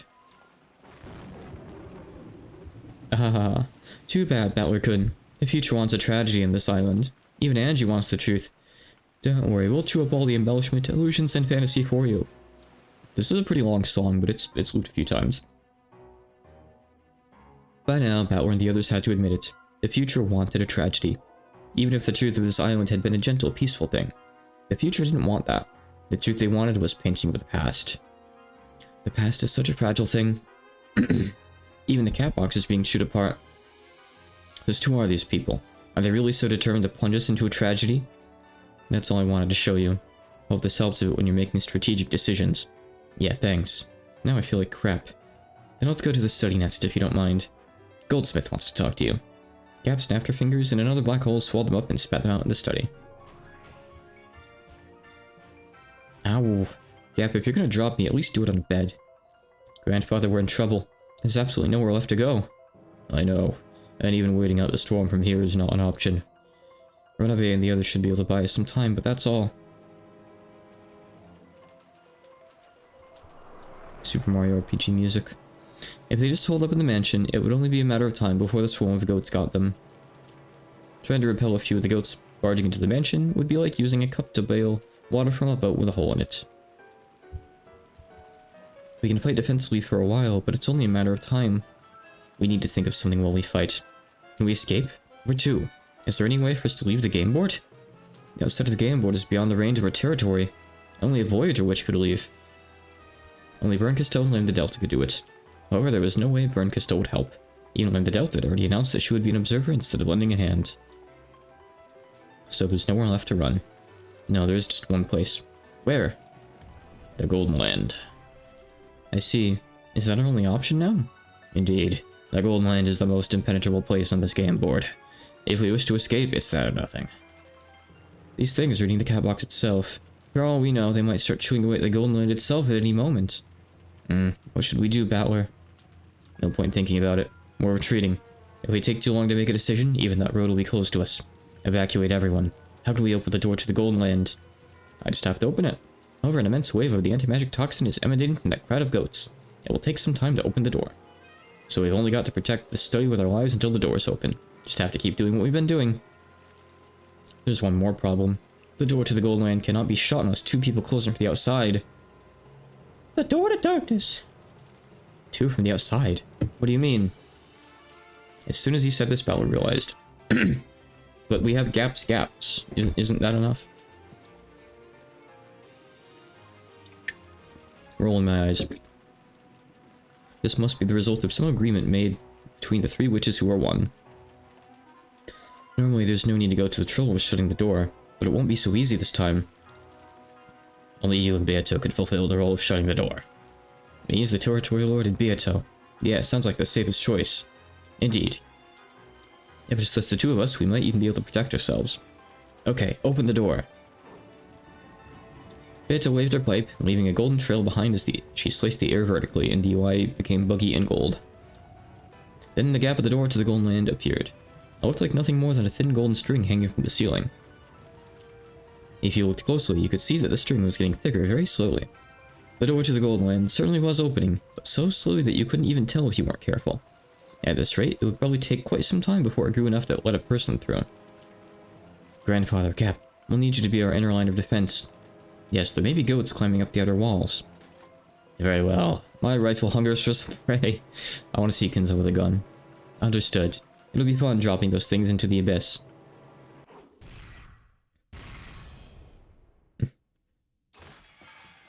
A giant was sliced at an angle, split into two parts, and fell to the floor, showering it with filthy dark blood and guts. Splendidly done. Okay, which song is this? Yeah, that's... Is this one the Executioner, or is this... No, it's Justice. It's Justice, according to the list. Okay. Alright, yeah, okay. I think that's really what it is. This scene is marked as William and Delanor on the wiki. Splendidly done. I'll let you take the next one. Countless massive goats, which had forced their way in from rooms and windows all across the mansion, wandered about in search of something to chew.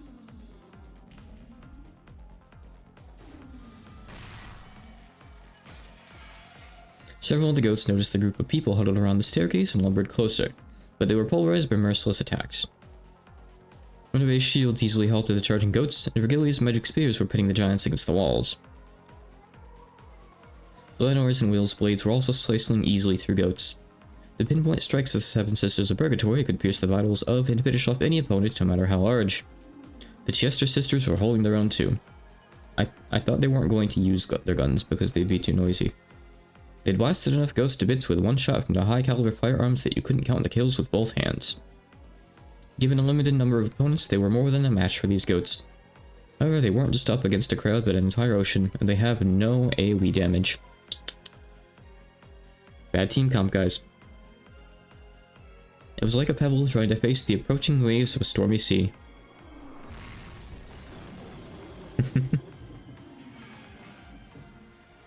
Hurry on that gun barrel replacement, requesting cover from the Purgatory troops. So you ran out of ammo and you're nothing but rabbits. Lame. I don't want to hear that from a bunch of 7 paperweights who can only kill one person at a time, yeah? Yeah, keep them coming. Don't let us get bored. The hall was filled with massive goat corpses. As if in fear of this sight, the goats that came in one after another formed a wall, keeping their distance. Perhaps they think they're no match for us. How'd she move her head without moving her hat? I wish that were true. But it seems to be a little more than wishful thinking. No, they need explosive ammo, honestly. Or like incendiary stuff, like something to catch the goats on fire. Would be good. What are those guys doing? They're looking at us and whispering to each other. Apparently they have the intelligence to talk together and cooperate.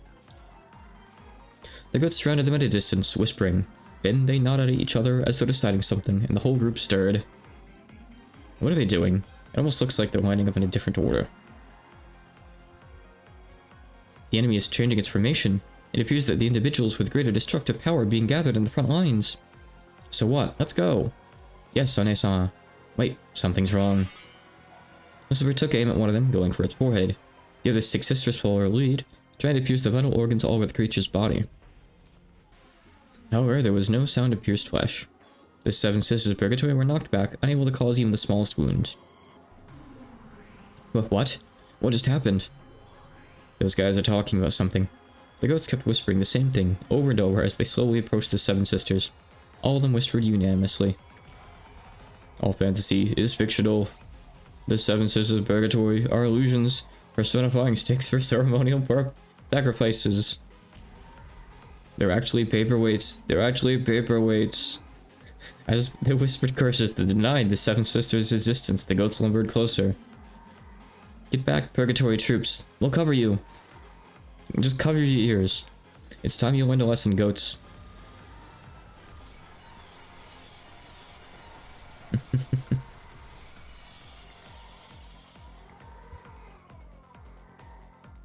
The golden bows of the Chester troops mowed down the wall of goats with a shower of bright golden bullets. Or showers. Some of the goats were torn to pieces, but some of them seemed completely unaffected. Then the goats who were uninjured all whispered as one. The Chester Sisters Imperial Guards have Maria's rabbit dolls as their vessels. They're actually rabbit dolls. Maria's imagination, fantasy, fictional beings. All the crimes can be explained by mystery. All fantasies are relevant.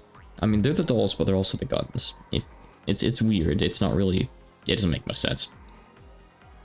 You guys can't even fight. You can just leave. Go up to the other floor. Looks like we've got lots of people who won't accept the existence of magic. And that means? No magical attacks will have any effect on them.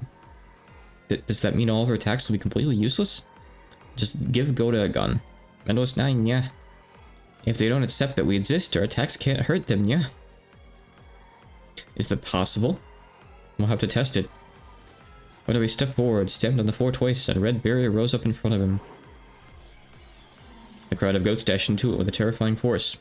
While some goats were blown away by it, several of them slipped right through the magical barrier. Runabe is a creature of magic, a creature of fiction. Genji is Runabe's vessel. He's an imaginary version of Genji. I see. So even my attacks will not affect some of them. There was no longer any point in Virgilia trying out her magic spear. Now that some of the goats had decided that resistance was fictional, she could no longer hurt them. I just love how stupid this is. Even these great demons and great witches, as well as high-level furniture and weapons, were overcome with fear of the crowd that surrounded them, a crowd that would not be affected by any of their attacks. So why can't they just do the same thing to the goats and be like, these goats are just personifications of theories from the future. They're not real. None of them are the objective truth. None of them can hurt us. Just turn it back on them. What are we going to do? We'll keep fighting until the end. You don't have permission to deny in battle. Fantasy is all fiction. Fantasy is all fiction. Fantasy is all fiction. A shriek from one of the goats became a signal for the wall of them to break. They pushed forward with gaping mouths and foul breath, each trying to reach their prey first, trying to return these fictional creatures to nothingness. Look out. Virgilia leapt in front of and held several of the seven sisters who had fallen on their butts. I guess held in her arms? I don't know. That makes sense. Overpowered by the ferocity of the approaching goats. However, even Virgilia was a fictional creature to these goats. They could chew through her like cotton candy. You can't eat something fictional. It doesn't exist. It's 0 calories. Madam, quickly. Renove threw himself at the oncoming goats. Even he would beat you to part easily. Knowing this, Renove leapt forward. Even if my magic no longer functions, I'm still the fiercely passionate and loyal man I always was. And furthermore, did you expect that I would simply sit by and watch a lady die? Renove is fantasy. Renove is fantasy. Renove slammed his right fist in the side of a goat's face. As soon as he pulled it back, he swung his left leg into the goat's gut, then spun around into a reverse roundhouse that caught the goat again. Renove knew. He could do less damage than mosquito bite against those who didn't accept his distance. This was the height of anti-magic defense of power, Endless 9. Runaways fantasy, a fiction, an illusion. The goat swung its log-like fist with a sound like a storm. Runaway dodged by a hair. Had he been an instant slower, that massive arm would have crushed his head like glass. Runaway, stop this, run! I, Runaway, cannot help but rise to the challenge when I see a lady in a pinch. A bad habit of mine. Runaway grinned and tried to act tough. He had already sacrificed all he had. There was nothing he could do here and now, except become a shield to buy time. He had already chosen to abandon his life for this. Runaway's fantasy. He couldn't exist. He couldn't possibly exist. Illusions do not exist. They do not exist. Fantasy is all ridiculous. Ridiculous. The goats kept coming, trying to feast on Runaway. Umineko was a comedy. No one had any pretensions of making this a one-on-one fight. Nothing mattered except chewing apart fantasy. Even just a nibble. As they gnashed those ruthless jaws and fangs, they closed in around Runaway. Ugh. Runaway's foot hit something and he stumbled. At the same instant, several massive arms reached out and lifted him up. Runaway-sama, what are you doing, Chesters? Shoot them! If that do anything, we would have done it already, yeah? Everyone, please stand back. I should be able to buy you some time as they sever my flesh. However, I think they'll find that Runaway has quite a few little bones in him. And all rammed itself into the massive, hideous jaws that were trying to chew Runaway's head. Of course, the goat did moan, but that did nothing but deprive just one goat of his right to the first bite of Runaway's head. Many jaws opened wide, trying to crush him and throw him down into those heartless stomachs, which would permit no cheerful illusions to exist. I would accept fantasy. Won't accept. It is possible to explain everything with a mystery. Impossible. Fantasy is fake. Everything is mystery. All the many arms that lifted Runaway up were sliced off. The 7 sisters used this chance to fly forward and grab Runaway, dragging him back. Which of you mentioned mystery? Oh my god. Episode 8 really is a comedy. Does Leonard's blade work on them? I see, if our foes are calling it a mystery. Blood red longsword in hand, Leonard slowly walked forward. Behind her walked Will, tapping his back with his black blade. If you don't think this is a fantasy, then let's have your theories. I cannot wait to hear your explanations. Episode 8 is so corny and hard to read. But it does have some of the best scenes. River and Zeppa are commentating. What do you expect them to do? They've never fought anything. They don't fight, they're not fighters. The crowd of goats stepped back. Though they had been so vicious against the illusions, they stepped back when faced with this pair wielding swords of mystery. There have been a great many closed room murders on this game board. Choose whichever you please, and we will parry all of your attacks. No, we don't have to defend anything. Indeed, the purpose of a mystery is to offer a challenge. There's no need for us to play defense. Do you get it yet? You're the ones in the hot seat now.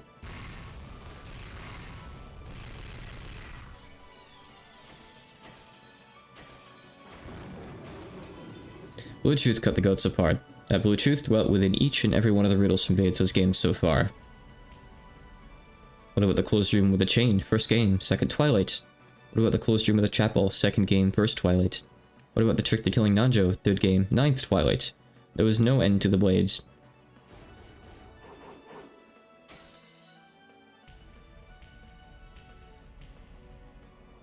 I love how absurd all this is.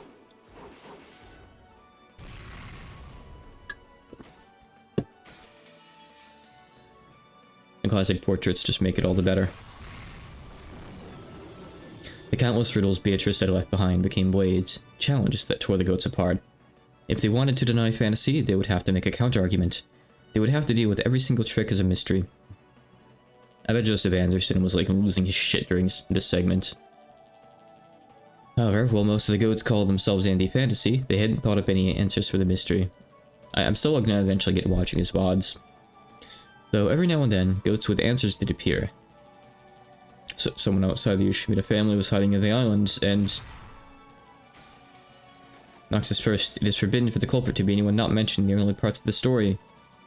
There were multiple culprits all working separately, it just happened to look like a single culprit. Van Dyne's 12th. There must be but one true culprit. You mean everything but that is forbidden?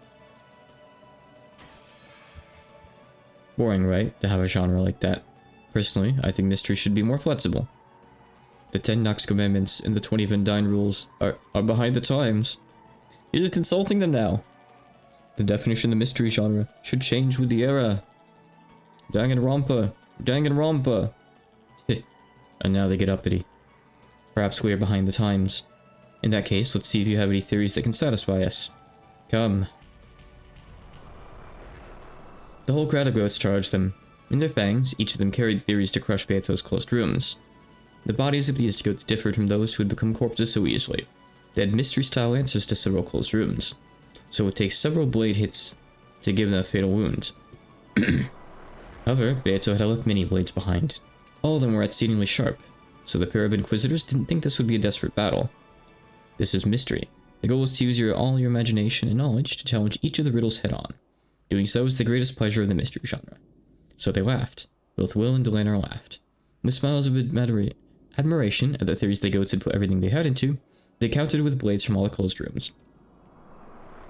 The crowd of goats was no longer an encirclement, but a great wave threatening to swallow the pair up.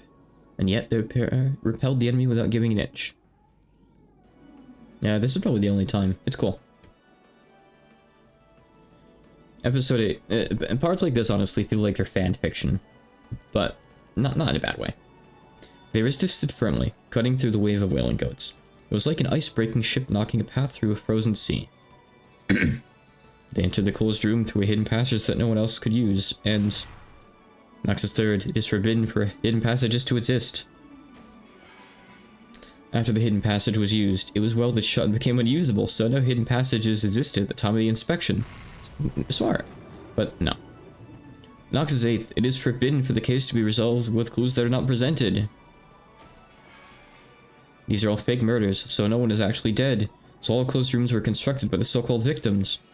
The winner hesitated for just an instant. After all, this cliched and simple theory managed to get around both Beato's closed rooms and the Nox commandments. Lenore saw nothingness inside the goat's massive jaws. Bendine's seventh. It is forbidden to have a crime without a corpse. The goat's jaws seemed to close around Delenor's head. However, the upper and lower jaws were no longer connected, so the upper half merely slid off to the side. I guess even the great Nox forgot to forbid fake murders. There are many splendid mysteries besides murder. Yeah, there's that one Ace Attorney case that starts with like a theft that you have to do in court. I kinda like that, it was neat. The goats weren't about to back off and let the pair have a nice long chat about the mystery genre. The next massive figure immediately enveloped them. Will's blade drew a diagonal slash across its chest, but it only cut through its clothes, leaving no wound. The 20 wedges don't work on this one.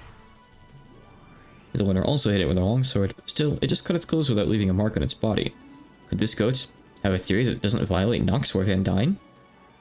Nox and Van Dyne are meaningless. All closed rooms can be explained by a single solution.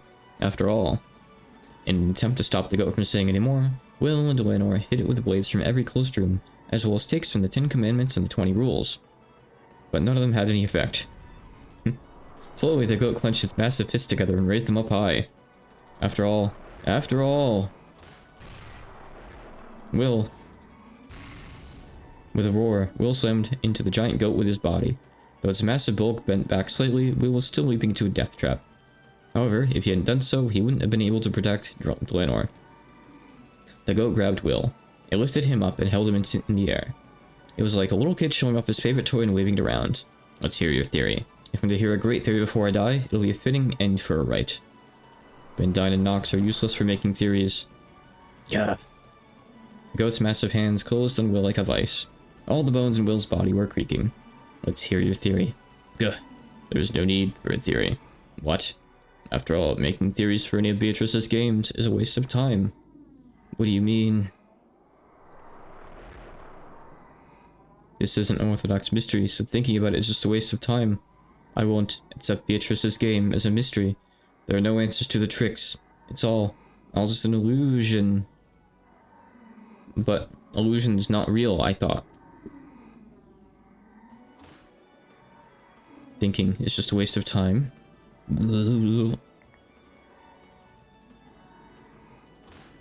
Will's head was lowered, so his face couldn't be seen. However, the arm of the goat holding him was shaking. The embrace of those log-sized arms with superhuman strength was being slowly pushed away by Will's shaking arms. Thinking is just a waste of time. You say that, and you call yourself a mystery novel reader? You're damaging the goat's ego. Keep it up. The mystery genre is like chivalry. You fight with the noble rules you've created, with pride in the stance you've taken. Is it worth being a coward if it'll help you win? Does losing make the whole fight meaningless if you fought with everything you had? This isn't about winning and losing. Wait, hold on. Is this Will talking? I mean, I was assuming it was Ronabe, but maybe it's Will. It's probably Will. It's about applauding the will to fight, even in the most dire circumstances. I guess they're just watching. We're just seeing them react to this. The ghost's arms were now spread wide, and it looked as though Will was now the one pushing it back. Will's face was covered in shadow and couldn't be seen. People like you, who call themselves mystery readers, even though they never even try to solve mysteries, you're the ones I really can't stand. Will slammed his forehead into the goat's now unprotected head. Ow. If you call yourself a mystery reader, be proud to join in on a battle of wits. If you call yourself a mystery reader, it's about time you realized. Giving up is nothing to brag about. Will hit it with his head over and over again. His forehead had been torn apart by the goat's fangs, but he kept on hitting it. Van Dyne and Knox may be behind the times. The mystery genre does progress with time, just like the world around it. However, there's one thing that never changes. That is pride. What is a knight proud of? Not victory. He's proud of his courage, which lets him stand up to anyone without fear. It's okay, I mean, Rikishi might roast you, but he's also hoping to, like, teach you a lesson and improve you for the future. So, it's still aimed at readers like you. And readers like me who don't fully understand everything. I mean, he didn't exactly present an easy mystery after all. It's a deconstruction. Will couldn't forgive the kind of coward who could turn tail from a fight and then brag about it. People who call themselves mystery readers but who have no pride are the only people Will just can't stand. The goat, unable to put up with this anymore, threw Will down to the floor. Then he lifted his fists again, determined to crush Will to pieces this time. Come, you probably will beat me to a pulp, but that'll be no victory for you. You'll destroy your own pride with your own hands. Pointless, pointless. This is no mystery, so why make theories? Thinking is just a waste of time. Useless, useless. Die, die, die. A fist like a cannonball swinging down towards him was the very last thing Will saw before he shut his eyes. In this game, if you stop thinking...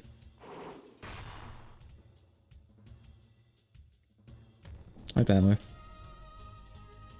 In this game, if you give up, that means you lose, right? Battler smashed his fist in the goat's mouth, and his smashed teeth bounced off the ceiling. Battler-sama. If you stop thinking, it means you've given up on the story being a mystery. Which means, as far as you're concerned, this game is a fantasy. Battler lifted up his arm. Realizing this was a signal, Lucifer and Chester Zero jumped. If you stop thinking, you don't deserve to be an actor on the stage. Stop trying to sound smart and go eat some popcorn from the stands or something. The goat lifted his fist again, then swung it down at Battler like a hammer. Blinding the reader. If you surrender to fantasy, that just makes you another target, yeah? It's the same as acknowledging that we exist. Begin recognition of hostile elements. Mark all targets vulnerable to magic attacks in our HMDs. Oh, wait, what's an HMD? Kids who surrender to fantasy get to deal with us. And if you have a theory, we will hear it out. We'll welcome those people with open arms. Out of respect for them, we won't hold anything back. Oh, but it would seem that this is Battler-sama's time to shine. I'd like to listen to all of your favorite theories, both mystery and fantasy. This isn't your game right now. No matter how much you future fragments try to deny us, this is no time for you to be defeated. A golden glint gathered in Battler's hand. It was so bright that the whole hall was bathed in gold. Golden butterflies flitted about, as though the whole room was being swallowed up by the golden land. Head-mounted display. Got it. Power visor scanner thing. Battler lifted his golden longsword high.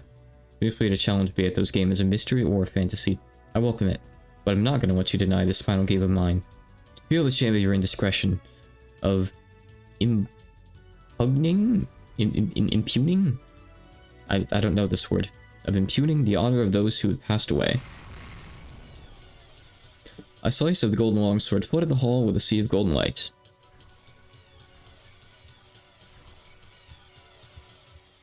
Then the whole group of goats clamoring about the hall turned into clouds of golden butterflies and scattered. Even so, only about 100 of them had been wiped out. Before long, the massive crowds of goats outside would probably come pouring in. The seal Gertrude and the others are working on will be finished in a bit. Sorry, but I'll have to ask you to hold out here a little longer. Of course, Lord Battler. Otherwise, we wouldn't get to show off. You two have done nothing. Jack shit. You know, you two could try fighting just a little. But we're just the MCs. Their excessively blunt refusal drew a few strained smiles. However, it lessened the tension in the room just a bit. Yes, your motivation, I guess. You're the moral support. Battle Summon leaves this to us. We won't allow the erosion to proceed any further, and not one of us will be left behind. Of course, we are all precious pieces on Lord Battler's game board. Deliner, you're not a piece. You're so much more than that. The 7 Sisters of Purgatory, the Chester Sisters' corpse, and everyone else nodded forcefully. Yeah, I'm counting on all of you.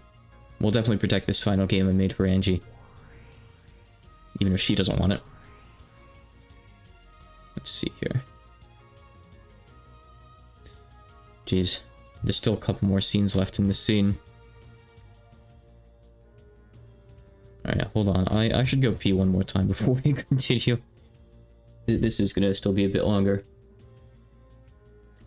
Remember back, like, when I said, oh, this wasn't gonna take an hour? That was 40 minutes ago.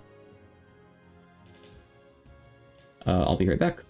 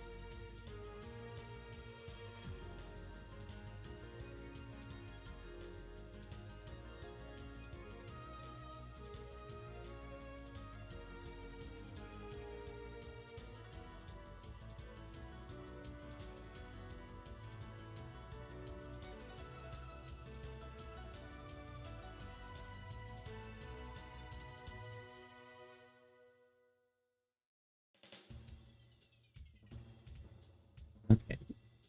I have to wonder, for whatever reason on the wiki, some of the scenes... Oh, I think I know why. Right, okay, the scenes in bold are where a music track appears for the first time. That's why. I see. Got it. Oh, I meant to get a water. Hold on. I'm thirsty.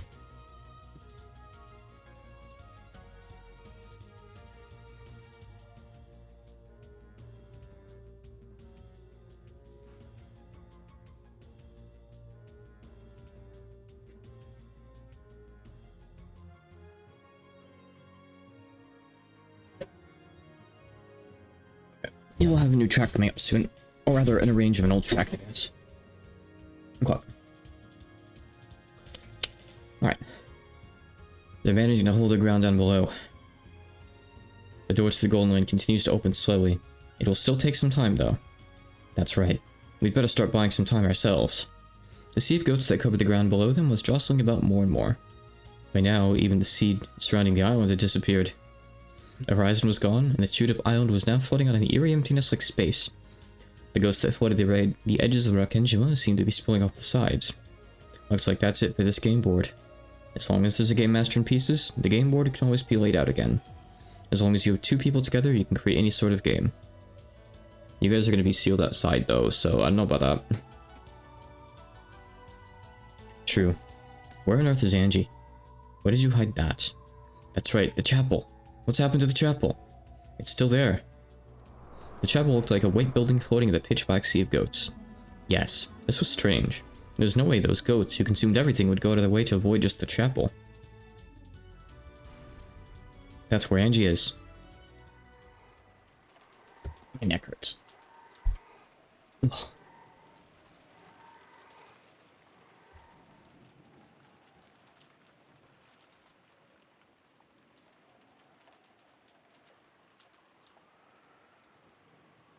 Outside the chapel was a sea of goats.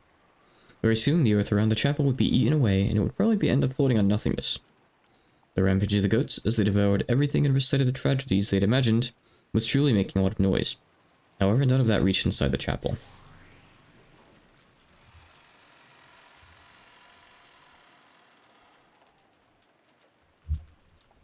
Angie finally broke the magic seal on the entrance and stepped inside. The seal was supposed to be unbreakable by anyone. However, in the face of Angie Beatrice, Witch of Truth, the one who sought the truth and could sweep aside all forces that prevented her from finding it, no barrier was absolute. There it is.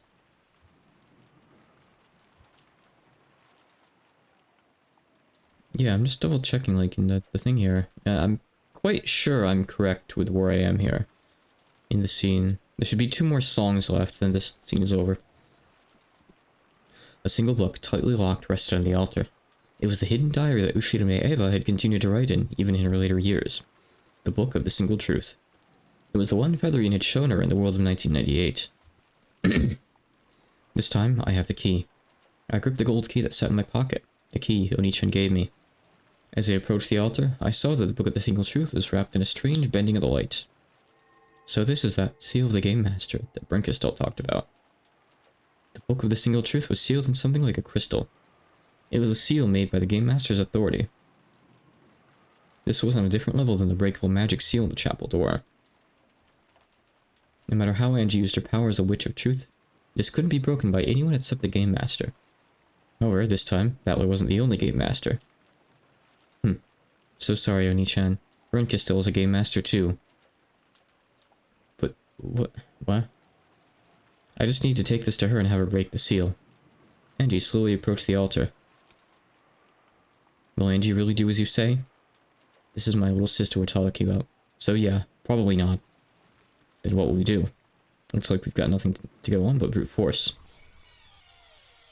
At that moment, a fierce impacted the pair of them. Beato was flung away, and Battler was sealed inside a massive crystal that extended up to the heavens. Damn, what the hell is this? Battler, God, what is this? It was a barrier, a massive cage of crystal. Battler was shut inside a crystal cage like a tower, so large that you had to look up to see the top. Beato, I need you to take care of Angie. What will you do? Can you break free from this all by yourself from the inside? Is this a closed room barrier? Who could have... There's only one person who challenged me with a closed room. Looks like our finally guest has finally arrived. Did I just say finally guest? You don't mean. Go and take care of Angie. Beato left Battler to handle this on his own and headed for the chapel. Battler took a deep breath and smiled daringly. I've been waiting for you. Was it boring in that depths of oblivion place? The answer was a laugh. Yeah, that's right. That laugh is enough. No, I think a lot of characters have that laugh, that exact same laugh.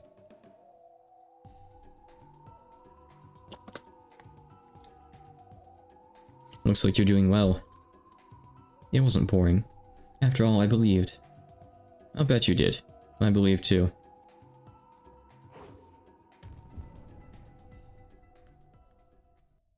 Battler flung off the cape of the Territory Lord. It would only get in the way, and it would be a rude way to welcome his final guest.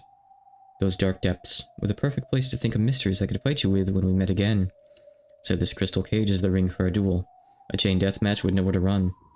Now that you mention it, we're always fighting over closed rooms with chains. Then let's use that. Make it a real chain death match. I'm prepared, but what about you? I am. I told you, didn't I? I believe too. At the same time, they both banished their mysteries, sealing the other in a chained closed room. Come, Furuda Erika. Entertain me, Battler Schwan. Oh no, I bit my tongue during the dramatic scene. At the same time, they were both sealed inside a closed room locked with a chain. Of course, it was easy to set and unset the chain from the inside. However, stepping into their opponent's chained room would be difficult. They were fighting to the death with 2 chained closed rooms at once. There could be no better closed room duel for these two, who had battled with theories concerning chained rooms so often. Fudo and Erica committed suicide, died in an accident, died of an illness, died by some reason other than homicide. It wasn't a suicide, it wasn't an accidental death, it wasn't a death by illness, I really was killed by you, Battler-san. What's even going on? It was a murder committed by slipping poison gas through the crack of the door, by filling the room with water and drowning you, by sucking the oxygen out of the room and making you suffocate. There was no poison gas, there was no drowning, there was no death by suffocation. A closed room murder with poison gas, death by drowning, suffocation? Ahahaha. Crazy, right? It's funny, isn't it? Good. Yoshinobu Battler committed suicide. He died in an accident. He was killed by an illness. Time for you to test your closed room. Oh, so they're just playing Battleship. They're playing closed room Battleship. Red truth. Yoshinobu Battler was stabbed to death. Let's say the weapon was a knife stuck right into his back.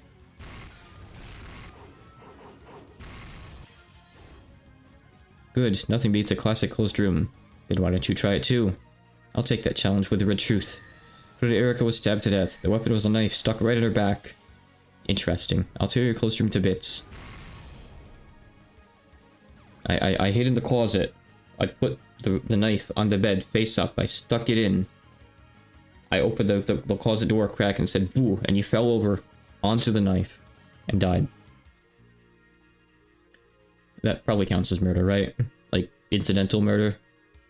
Manslaughter? Well, no, not manslaughter. It's definitely murder. It's definitely intentional. What's this supposed to be? Battler's busy at the moment. For now, I shall be your opponent. Beato had sealed the chapel with a closed room barrier. Unless that riddle was smashed with blue truth, Angie would be able to leave. After shrugging impatiently, Angie finally faced Beato. This might be the first time I've fought you directly. Oh, is it now? Very well. Let's see what you've got. However, Battler isn't here at the moment. When he's not around, I sometimes forget to hold back. What a coincidence. I feel the same. I killed you inside a perfect closed room with windows, doors, and all other methods of entry or exit blocked. Okay, I'll play along with your game. Repeat it. Okay. I guess they're just making up like little logic games that they're playing that we don't really get to see all of. Interesting. I thought that was going to go on for quite a while longer, but that's actually the end of that like section of episode 8. So I think before we get wrapped up in another like full section that it's going to probably take a while, that's a really good place to stop. I'm trying to like look ahead here.